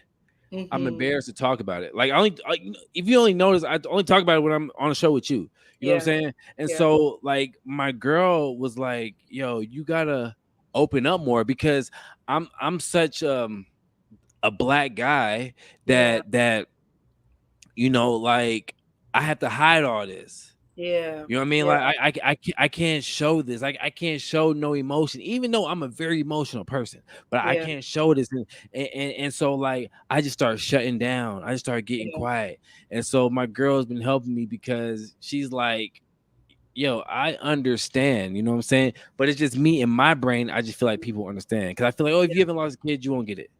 You know what I'm saying? And which is good. And I always tell people, I don't want you to get it, because I don't want you to I have that know. feeling of losing the kid. But then I Yeah. gotta give myself credit that just because they don't get it like that doesn't mean, excuse me, that they can't Support empathize, you. or what's That's it, right. emphasize or Empathize. empathize with you, Yeah. And and support so, you and be right, there and right. listen. Yeah. And so that's one thing as of today that Yeah. I've been doing, that I've been trying. Practicing more. Right, right. I've been practicing more, and I've been dealing with my emotions more, because, like I said, this is, excuse my language. This is gonna be the last time I curse. But what what you eat don't make me shit. You know what I'm Mm-hmm. saying? So That's so right. whatever's bothering you is not gonna bother me. Yeah. But I ain't got to be an ass about it. Yeah. Yeah. Because I used to be like, I went through all this grief. I don't, ain't nothing, girl. Why should I care about what you go? You know what I mean? And I'm like, DJ, like, come on, bro. Like, and that's when I think, like, the world still goes on. The Mm. world's not obligated to care how you feel, Yeah. but y- you still got to be a human, and you still got Yeah. to be a good person, Yeah. because first the grief, I was like those grandparents. Like, I could say whatever I wanted. You know what I mean? And people Snarky. just had to accept it, because, oh man, Yeah. he just He's lost his kid. suffering. You know what I mean? Mm. So yeah, but now I'm like, that's Yeah. that's fair, but it's not fair. Yeah. I think we do that until we don't need to do it anymore. Right, right, For because ourselves. it's Yeah. like, you know, it's almost like when we'll be talking, and people be talking about their kids. Oh man, yeah, my daughter just passed away, and then I just Mhm. mess up the whole mood. You know what I'm saying? So now Mhm. I don't bring it up like that, unless it's we're talking, because I used to just bring it up because I wanted just to talk about her so Yeah. much. But then Yeah. I was like, you're messing up people's mood. You know what I mean? Like, you can't be doing, because now, like, even when somebody asked me today, and I'm like, oh yeah, my daughter passed away, and they're like, oh man, I'm sorry. I'm like, don't do that, Hmm. because while you're saying, oh, I'm sorry, I'm going on about my day. Yeah. I'm Yeah. like, oh, my daughter passed away, and I'm telling a joke over here, because I'm not over it, but I know how to deal with it. But don't Yeah. give me that. I get it, but I don't need to see that. Like, Hmm. if I'm, man, one time, I told somebody about my daughter, and they started crying, and I said, hold up. I said, if I ain't crying, what you crying for, man? Like, yo, come on, man. They were empathizing with you. I didn't They're want it. sympathizing. I didn't want it. Yeah, I But nah. understand. I understand. I understand. All right, now what lessons did you learn from that experience that you don't know if you could have learned it any other way? Um, um, that one, there's a couple lessons, that that anything's possible. Mm, Um, don't take anything for granted. mm-hmm. Um, and that no matter what you're going through, if you have the courage to maneuver or fight through it, it is definitely gonna help somebody. Like when I do my shows and stuff, the shows that get the best receptions are the mental health shows, because the people, for the people who didn't know, I used to do music, so like they know me as that. But when they Yeah, see me go through this, yeah, you that's more interesting, you know what I mean? Because I used to be online like, oh man, I'm gonna kill myself and blah blah blah. So people were always worried about me. I know. I'm just That's saying. funny. So now so now it's like people actually want to see me win, or they're nosy, Yeah, or whatever, you know what I'm saying? right, But right. people want to see some type of progress. And Uh-huh. so one thing I'm trying to get better at is, because I like to be a jokester. I like to talk about premium black news, which is just, just black stuff that's happening like a Popeyes and stuff, you know what I'm saying? I like talking about stuff like that. But Uh-huh. like sometimes it's like it ain't about what I want to talk about, what it kind of is, because my show, but people really be wanting to hear what I say, Mhm. because people really be going through stuff. And That's the thing right. about it is I'm an open book. Yeah. Like I said, yo, once I got on here and said that I was addicted to cocaine, and my Yeah. mom was watching. If my mom knows something about me, I don't care who know. Like That's if I right. if I can say it in front of my mom, I'll say it in Mhm. front of everybody. You know what I'm saying? So I Mhm. think that people like hearing my story, because I'm not too cool for nothing. I'm not gonna try to make myself look cooler or look better. Right. I'm gonna just give it to you like how it is. You're a I like human being. yeah. I'm gonna tell you the truth, regardless whether you like it or not. You know what I mean? Some Yeah. people might not like to drug you. Some people might not like the fact that I don't think I'm gonna ever see dead relatives. You know what I Mhm. mean? But Mhm. I'm gonna tell you how I feel, because I'm always gonna speak my mind. And I Yeah. think I think that is the least I can do as a grief survivor, Yeah. is tell the truth, because I went through a lot of stages of like, "Oh, I'm good, I'm cool," knowing I'm not cool, Mhm. knowing I'm going to bed crying, praying every night that Yeah. God will kill me or Take you. whatever. Yeah, Yeah. you know what I'm Yeah. saying. But Yeah. now I'm just like I feel like it's like the old person complex. Like I feel like I've been through enough that like I could say some shit and not care about you judging me. Yeah. Yeah. Yeah. Yeah. Yeah. So I hear you saying it's almost as if you wanted to count for something. You want this painful, horrendous experience you lived through to count for something, and hopefully it's going to count to help somebody else. Yeah, yeah. Yeah. Yeah. Definitely. And and it's I would, because I would love to just go around the world and, talk to grief groups and all this stuff. Mhm. And Mhm. I wanted to count, I wanted to touch somebody, Yeah. but if it doesn't, Yeah. like, then I just want to succeed. That's it. You know what I That's mean? it. That's it. Because at the end of the day, I wanted to help people, but it ain't about people, it's about me. Yeah, that's right. If it's working for you, Yeah. yes, yes. Yeah. Working for other people is a secondary Right. positive. Right. Secondary positive. So, talking about encouraging other people, if there's a parent right now experiencing loss of a child, if there's somebody who's experiencing loss of a spouse, loss of a relative, what would you say today? I know, how you said somebody gave you the opportunity to talk Right. to this guy. What would you say today? Maybe that you couldn't say that day.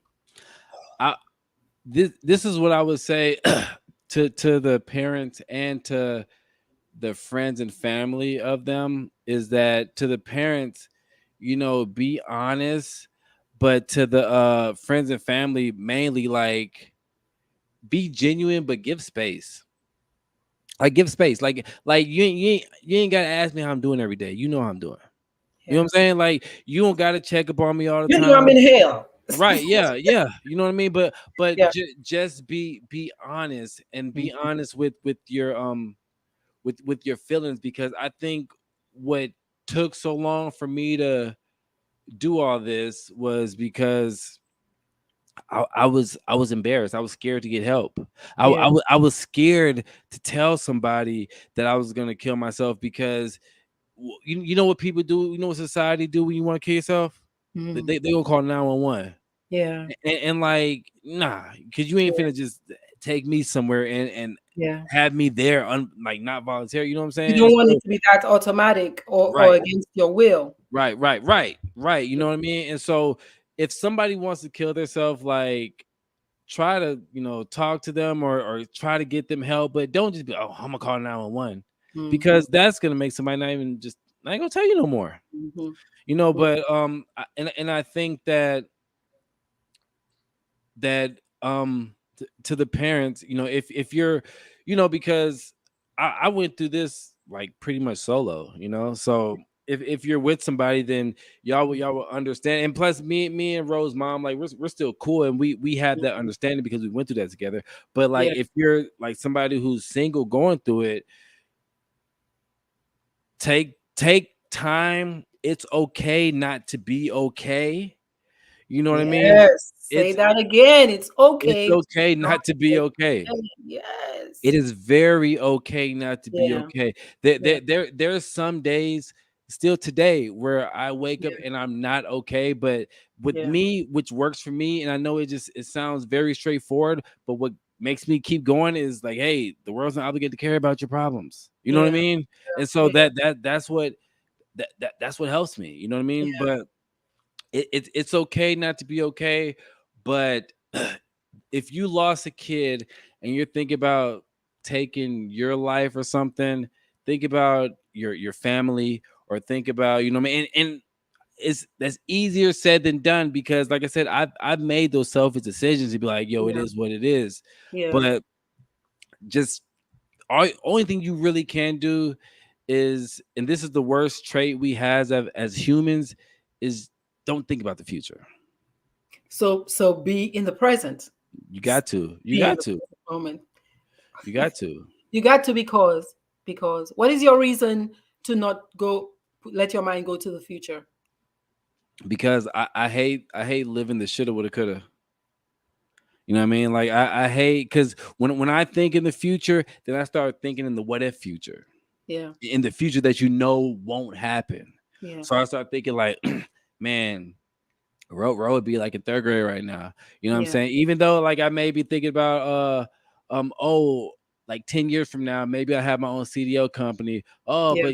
but 10 years from now, Ro be 17. So I'm gonna have to deal with, you know what I mean? So Yeah. now I just think of like, okay, like today was cool. Yeah. Today was cool. Let me go to sleep, get some good Yes. sleep, and let's see what tomorrow brings. You know what I mean? And I have to do that. You're I speaking have my language. Yeah. It's like making it through the day. I made it through today. Yeah. Let me go try my best to sleep the entire night, Hey, you know? there's a somebody who said there's a question at the bottom. Yeah. Could you Yeah, put we have that? some questions. I want you to share some of your thoughts on that. So, Born to Succeed says your stories are as it is. She's got an uncle who's very ill, the only uncle she grew up with, and she says, "Believe me, I'm not sure how to handle it being away." So she's not there with her uncle, but she knows he's very ill. She doesn't know how to deal with it. The pain she feels inside, and I don't know what to say on the phone. Neither do I want to see him in his present condition. I don't know the right or the best way to deal with this. The word for that is called anticipatory grief, where you're waiting for the horrible news. You know it's coming. What might you say to Born to Succeed? um, well, because so it's her uncle Yeah, and he's sick. yes, and essentially dying. And she's afraid to. The pain is so great. She doesn't Can know what to say on the can phone. so he can talk, right? Like, or Some. or he can be on the phone. So Mhm. I would say this: if you're, and I mean, and I really appreciate y'all asking me questions, because I feel like I'm just like a nobody, but tonight I feel like I'm somebody. So but I would say if you feel like he's gonna pass away and it's the inevitable, and this is just something I would do like how my friend called me. I would just, because you don't want to lose that last moment. I would just call and just kind of just talk about whatever that doesn't have anything to do with the sickness, or Mm. sometimes just be a breath on the phone. Yeah. Just be on the phone. You know what I Just mean? be Like there. Mhm. just be there, because that, like, man, Like a company, like a companion, like just to be there. I Yeah. hate to tell a story, but when I was going through my stuff, I would call my friends and be like, "Yo, can we just go to sleep?" You know what I Yes. mean? Not even Yes. say a Yes. Yes. word, just Yes. put on speakerphone and just go to sleep. Like sometimes, you know, is if that's the closest way of being there, then Hmm. that's what it is. Because even though, like, and knock on wood that your uncle makes it, but even though if he might pass, like, and the thing about death is selfish. That's, I was taught myself that too. Like, I was always crying for my daughter, but that was just me for my selfish need, wanting my daughter. So Hmm. if you take the selfish act away and be like, hey, and this is no offense to, I'm just kind of talking Hmm. loosely, but being like, hey, I feel like I can't do it, but think about what that might mean to him.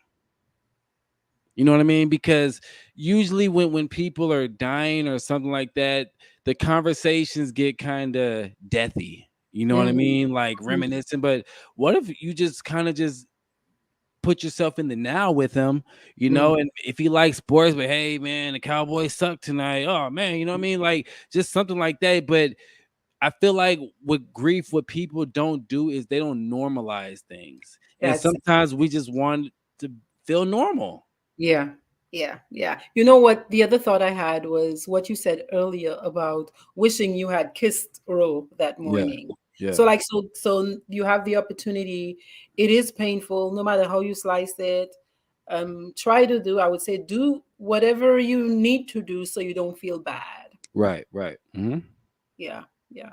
So Like going like to go I ahead. I I talk to Ro now, and like the other day, I was like, "Am I crazy? Because is she talking back, or am I just talking back?" You swear you're hearing her But it respond. makes, but it works for me, you know. That's right. That's right. Born to Succeed says, I wonder if he was able to forgive. And if yes, how long did it take him to forgive? Were you To forgive the babysitter. um, I I okay.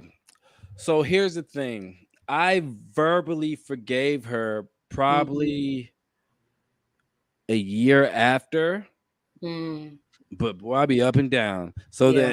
that a couple months later, I unforgave her. Yeah. You know what I'm saying? You know, and so I didn't, and this is gonna sound very, but she lost her license, and her husband divorced her, and I was like, all right, I'm cool. Mm, I'm good now. You know what I'm saying? Like, mhm. I don't hold it, and even, um it sucks, and I hate to say it, but I know it was an accident. Mhm. You know what I'm Mhm. saying? And so I just have to live with, like, it's an accident, but I don't really have any contact with her. But then I think, like, you know what, like, I hate that I'm saying like so much, but this is somebody also who is responsible for the death of somebody's kids. So they gotta live with that too. You Yeah, know, so absolutely. I'm just, I'm wash my hands with her, but she gotta deal with her stuff. I gotta deal with my stuff. Hmm. I wanted to ask you this. Do you think grief is in those stages they talk about, or do you think it's all like, yeah? That's What my do you word mean? for it. Do you think grief is like, they say, well, you have denial. The way you Yeah, described it, I remember you saying, you were like, nah, this cannot be real. So you yeah. were talking about Me, some kind of me. stage of grief. You know what's crazy is Rose's mom, because we were, living together, and every other weekend we would have my twins, and what helped her at the beginning of her grief, because we were still together, was Mm. my kids. Yeah, So she was dealing with it good. I was yeah, a mess. I yeah. was broken, you know what I'm saying? But now, as the time goes on, like, Now she's feeling broken, and now Yeah. I'm feeling like, all right, I know what I'm doing now. Yeah. Yeah. You're Yeah. finding your footing again. You're finding Right. your balance again. That's what so after my fiance died in December, what I felt physically was like I had lost my footing. So for Right. me, Right. that's like so that feeling, and it feels like, well, you have to find your balance again. You have to find your footing again. Yeah, Yep. yeah. Um, Born to Succeed says, "Thank God for interventions. Thank God you had interventions." Born to Succeed is sending you some straight up big love. No, yo, shout out. Okay, Born to Succeed. Thank you. I don't know you, she says, but I'm proud of you just for Thank you. sharing. Thank And you. that's a big deal for our men, especially all Black men, because we do have a lot of good reason to not trust a system, where you're just having to be so vulnerable to people, especially in the US, where you're in a culture where people tend to come at you in a negative way. So imagine the courage it takes to be vulnerable with people But like that. you know what's crazy is, yeah, I don't trust the system of society about Mhm, the emotion of a black man. But the thing is, mhm, like, with this, like, conversation, like, I do. mhm. You know Yeah. what I mean? Like, I'm at a weird stage in like my grief and my realization, because as we were kids and stuff, we'll be ranking on people, talking about people. Oh, your mama's so fat, your daddy. And I Mm, remember, there'd be people who's like parents would be dead. You know what I'm yeah. saying? And Yeah. we would like to get a rise out of them when we start to get Yeah. mom. We talk about their parents, and it gets a Yeah. rise out of them. But like, I'm at this weird stage in my grief that if somebody like, and I think about this, but you never know how you would react to you in that position. But Mm, I always think that if somebody came up to me and was like, "Haha, your daughter's dead" or whatever, I don't mhm. think that would bother me. I'd be Yeah. like, "Yeah, she's dead." You know what I'm saying? Yeah. Like, if somebody's like, "Oh, blah blah blah, XYZ, bad, whatever, whatever," like, they're dead. Yeah. Like, Yeah. you know what I'm saying? So I'm at this weird point where I like me realizing and having to be okay with her being gone Mm, is the fact that, like, yo, like, she's gone. So mhm. any negative thing you would say would be obsolete. It's like, Mhm. Well, my friend Ryan says, "Great session. You and you are very courageous, dude." So you thank got you, a dude saying, "Dude." He gave you the thank dude you. tag. Born to Succeed says, "You earned it, bro. Don't be too hard on yourself. You're a very realistic guy in the midst of all of this confusion." Thank you. I think one of the things as I listen to you talk that I'm appreciating the most is the willingness to dance with life and death. That's what we're Yeah, all doing here, the willingness to dance because, whew, you could have just succumbed because right. it's a succumbing. It is a grief and depression. They can kill. It's Yeah. life threatening. It's life threatening. And to be honest, with all this happening, it made me realize that death is actually beautiful. Death is a It's a beautiful part of thing. the experience we're having Yeah, here. Yeah. yeah, Yeah. It's almost as if you have to get to that point because you realize, okay, this person I love so much was just here with me. They're not here anymore. They're somewhere. They're somewhere. So something is happening. And I'm going to go through that experience one of those days. And, you know, I'm not going to say much more. I understand the part about yeah, like the dance between life and death. yeah, I yeah. understand. Yeah. Yeah. Born to Succeed says the testing you go through is your testimony, and your story can definitely help other people. Definitely, definitely, definitely. I was I still might, but when I was in the islands, I wanted to like write a book on being a black male father who survived grief. That's part of your that's look, you already have your assignment. You Y- want it, Yeah, or yeah. clearly this is a thought that wants to give itself expression. Mm-hmm. You hear what your cousin say? Who Clearly, this is a thought that wants to give itself some expression. What's your cousin telling you to do? to Wait, do wait. it? Yes, man. I know. Yeah, I man. got so well. Yeah. And you know this, man. Um, Trudy says she appreciates your honesty. Yeah, it does take, I'm very proud of you. I mean, you already know that. I'm very proud of you. I have shared with some people that the reason we even connected is because, like you were talking about how you used to just put your heart on Facebook, right? Yeah, yeah, But yeah, this, I felt it, and I understood what you were experiencing because of my experience with my mom. And so that's why I reached out to you yeah. around the way, and I'm very happy that I did. I'm Me very too. proud of you because I'm telling you, you are doing the wrestling, and you're moving through it. You're moving through it, as best as anybody can. As best as anybody can. It's not an easy road. Cecilia says, this young man is so real, so open. I truly admire him. He's going to be great. See what I'm saying, man? And you know this. Yes. Born to Succeed says, and it's okay to speak what you believe. It doesn't have to be everybody else's belief. It's yours, and you are entitled. Yeah. Yeah, agreed. Winsty asked, which is a piece of grief. It's a grief experience he's describing, where his question is, what would you advise a man if his child is taken away from him with no access? Because in that situation now, the kid is dead in a way to him, but the child is alive. What would you advise a man who's lost his child and the child is still alive, essentially? That that's deep. Um, okay. I don't know like if you want to take this advice from me, you know what I mean? Because like you have to be and take what I say with a grain of salt because I don't know that feeling, but you have to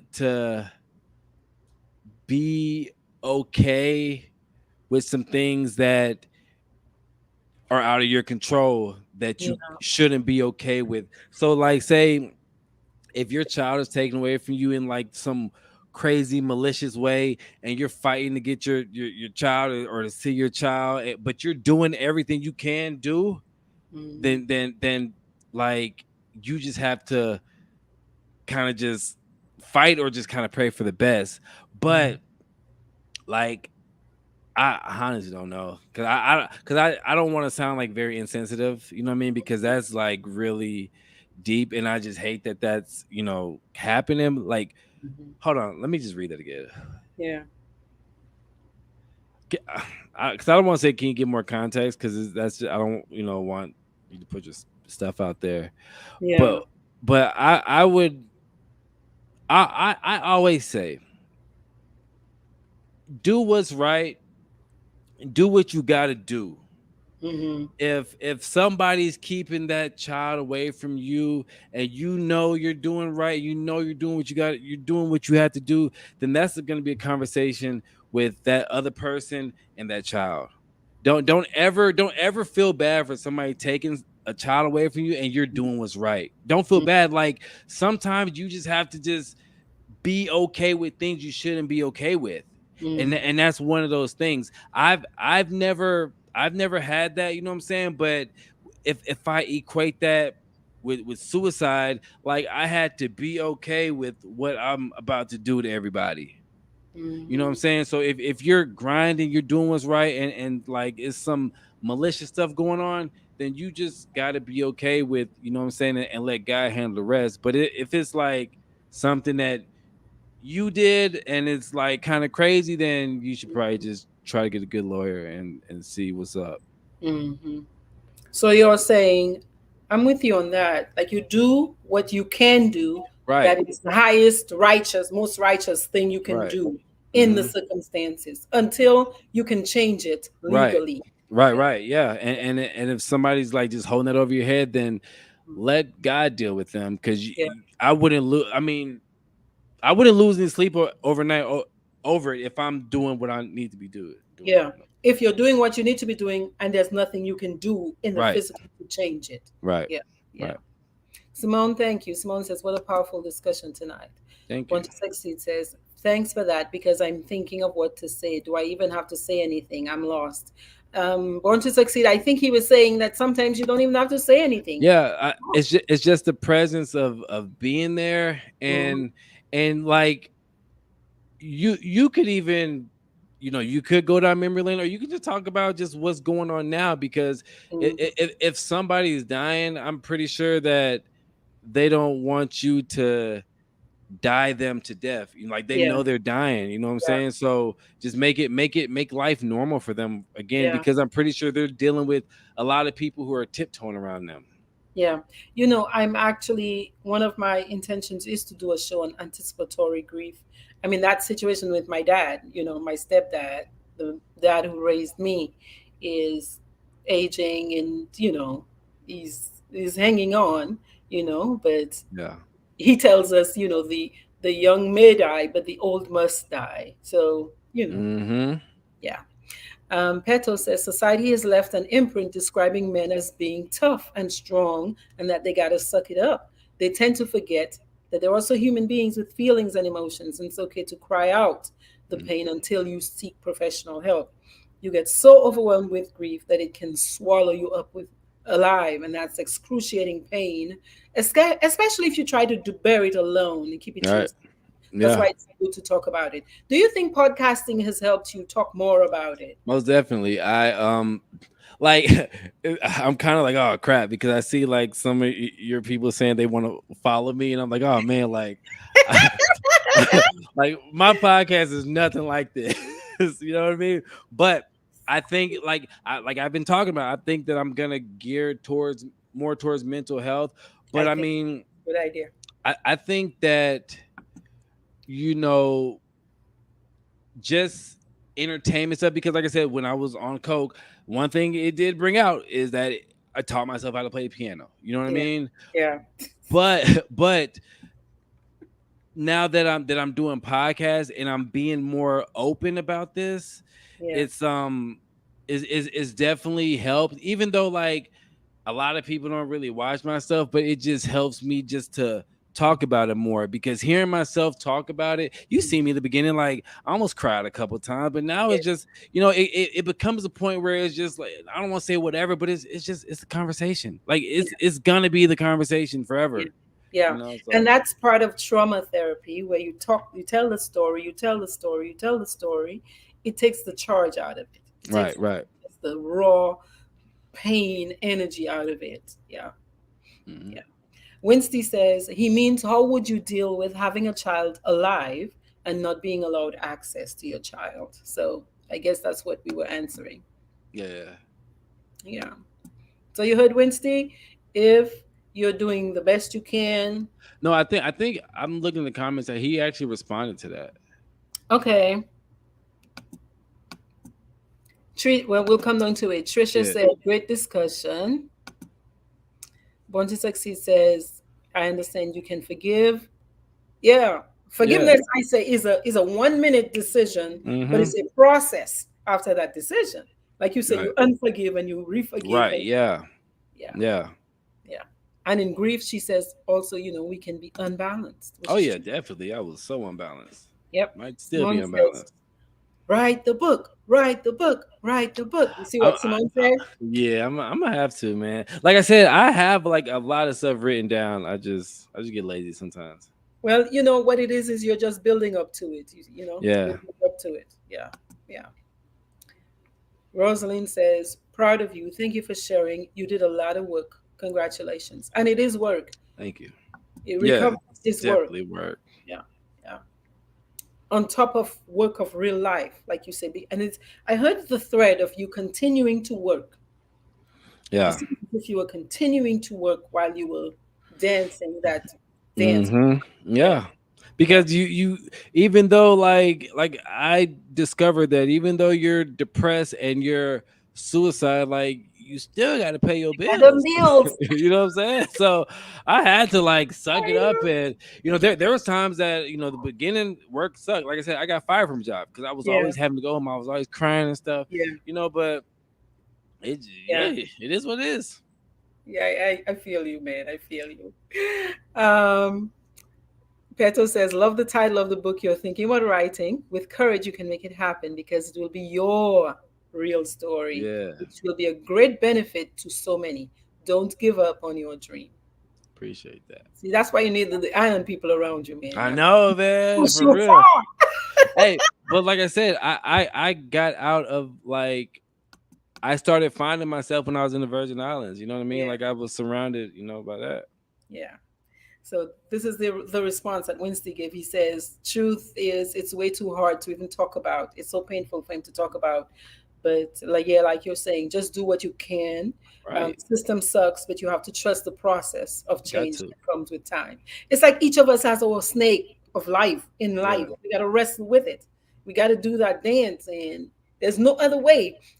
The way out of that is to just not be alive, Yeah. or to be living your life and walking around as if you're walking dead. And like I'm back in my kid's life, and I have my 10-year daughter who lives in Midland, and we talk every now and then, and that's still like something that I have to try to build that relationship back, because at the end of the day, when the kid grows up, they're gonna know if their parents tried to be there. You know what I'm saying? So if you tried and they're blocking you, like sooner or later your child would know that my dad has been trying, my mom has been trying. You know what I mean? And Mhm. so that's gonna be, like I said, a conversation with them and who is ever doing the blocking. That's right. And it's good, Winsty, to have documentation. Yes, yes, So that's yes, why legal paperwork and legal attempts are excellent. yeah, Yes. yep. So Yes. you can be like, haha, 18 That's years. right. So Cecilia wants to follow your progress. Where can she find you? Can you type your info in the chat for her? Where can she find Yes. you? And you can tell them where to find you. What's the name of your podcast? It is Moke and Friends. I don't even know how to type in the chat. Okay. Let me type it. MokeNFriend Wait, podcast, wait, right? wait. You got it? No, S, not a Z. S. S. Yeah, because there's two of them, but the Mo. No, it's You're good M like O that. You're good like M that. You got M two. O K E and AND Friends, Okay. and it'll look like this. AND friends. Yeah, Uh-huh. that's what it'll look like. Is there an at or is there a just put podcast and they'll find it Yeah, on? just type it just on Facebook, Moke and Friends podcast. Or you can just it shows who you're on live with. You can just click my name and just add me, because my I share my podcast on my podcast page and on my regular page, so you can just follow me. But just know that I do post a lot of satire stuff, so Mhm. you You know hear so that? Wincy says he appreciates all the conversation here and he's just listening. Thanks again. hey man, and good luck to you. Hopefully everything works out with you and Mhm. your kid. Cecilia says some men are dying inside because of the Yeah. ego and because of maybe the way our men have been trained to not really share their emotions much. It's And it's what do you definitely it's definitely that. Growing up, I love my mom. Like I grew up with a single mom, and my mom, like, she had to be the mom and the dad, and she was tough. You know what I Mm, mean? So like I I get the nurturing, my nurturing mother now, you know what I'm saying? But coming up when it's like me and my brother's 6 years older than me, so she got to keep us in check and stuff. And mm, so she had to be like very stern because we were just kind of out of control sometimes, you know what I mm, mean? And mm. so I never I never got to show my emotions. And I'm not saying she never I just never Right. knew how to express my emotions until 2016. You know what I mean? I'm born in 86. Yeah. And so excuse me. And so now, like, I used to be so like very emotional. Now I know how to handle my emotions, but Mm, it took me a while. And even like with my son, my girl told me all the time, like, man, you gotta start letting him know it's okay to, because I still fall in that category of like, nah, boy, you a boy, man, you a man, you know what I'm saying? Suck mhm, it up, you know what I'm saying? I mm, still am guilty of that, mm. and so I'm trying to normalize it too. Yeah. Yeah. Yeah. Petra says everybody deals with grief differently. However, having family and friends support really helps. You all, I really want you all tonight, each of you, when you come upon the video, to share it. Really Yes. like it and share it because it's powerful information that is much needed for the men, especially. in our community who have Hmm. to practice more, like you're saying, Moki, do to reach out for help, professional help, to surround themselves with support systems that they can reach out to when they're doing that dance between life and death. Yeah. And it doesn't even have to go that deep. Depression is a real thing. It's life threatening, even when you don't have thoughts of harming yourself or other Mhm. people. It's true. Celia taps her hat to you, her dear brother. I'm telling you, getting all the island love tonight. I Okay. know. Okay, so wait, I gotta share. So your um dad is Hmm. Glenn Wallace. Right. And do you know what village? I think Wesley. Oh, Wesley. Yep. Wesley. Wesley. Okay, yeah. So Yep. Wesley, folks. So Darian's dad is Glenn Wallace from Wesley. Okay, Everybody here probably cousins. They're probably my that's cousin. that's right. That's right. So Dave is his uncle. Dave is your uncle, Hmm. right? Uncle Dave, Yes. Uncle Randolph, Uncle AP. A lot of Yes. them. It's a A lot lot. of a lot of them. Yeah, I saw a picture. There's a lot of them. Want to Succeed said, "You've helped make things clearer, and I will take your advice." Yes, thank you. And actually, like, I wanna know how that goes. You know what I mean? Like, just.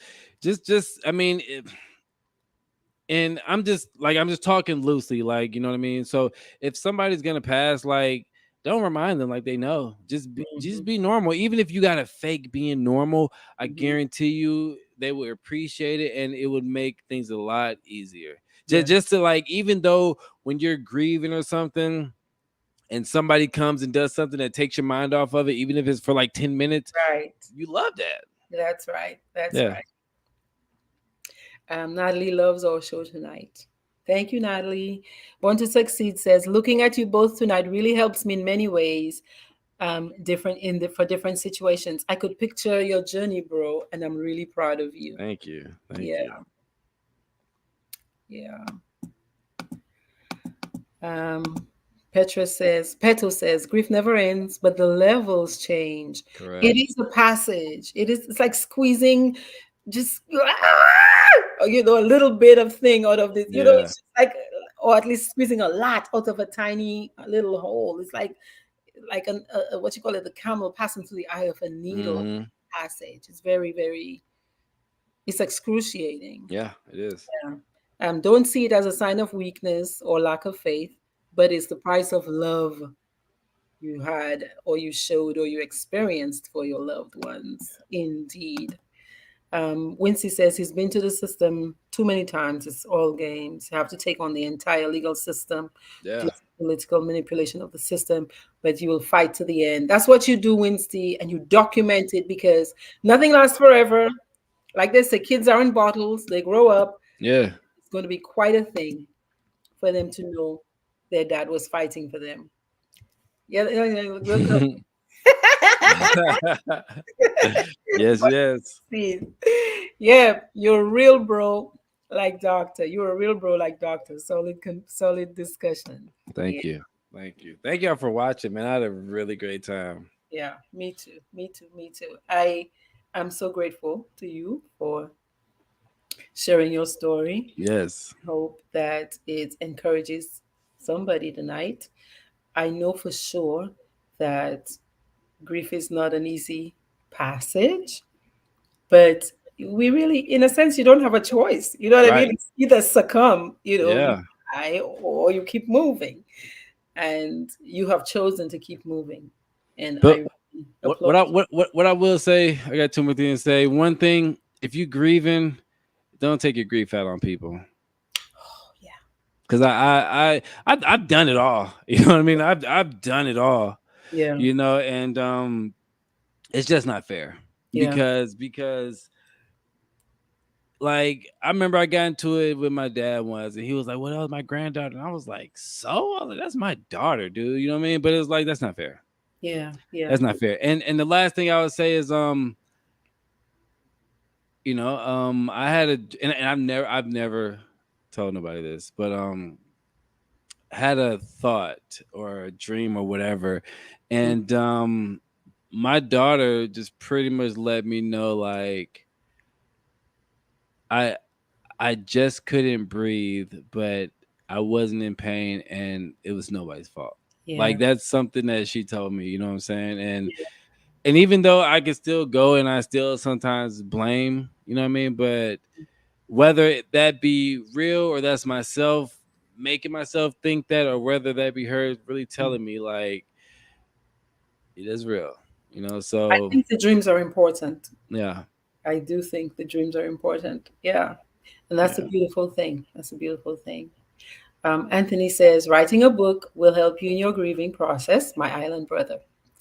And Born to Succeed says, thanks, Doc. You always touch on the most relevant topics.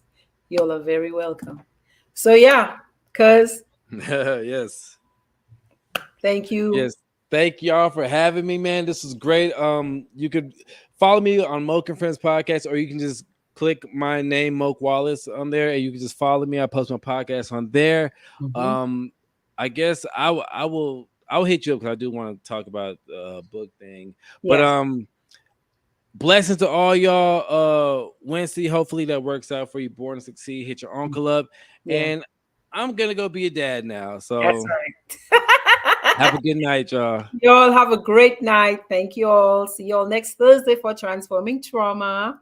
And I'll see you all in the morning for kindness and coffee. Remember, it is important. It is important to practice, to learn, to try, to strive, to keep thinking better.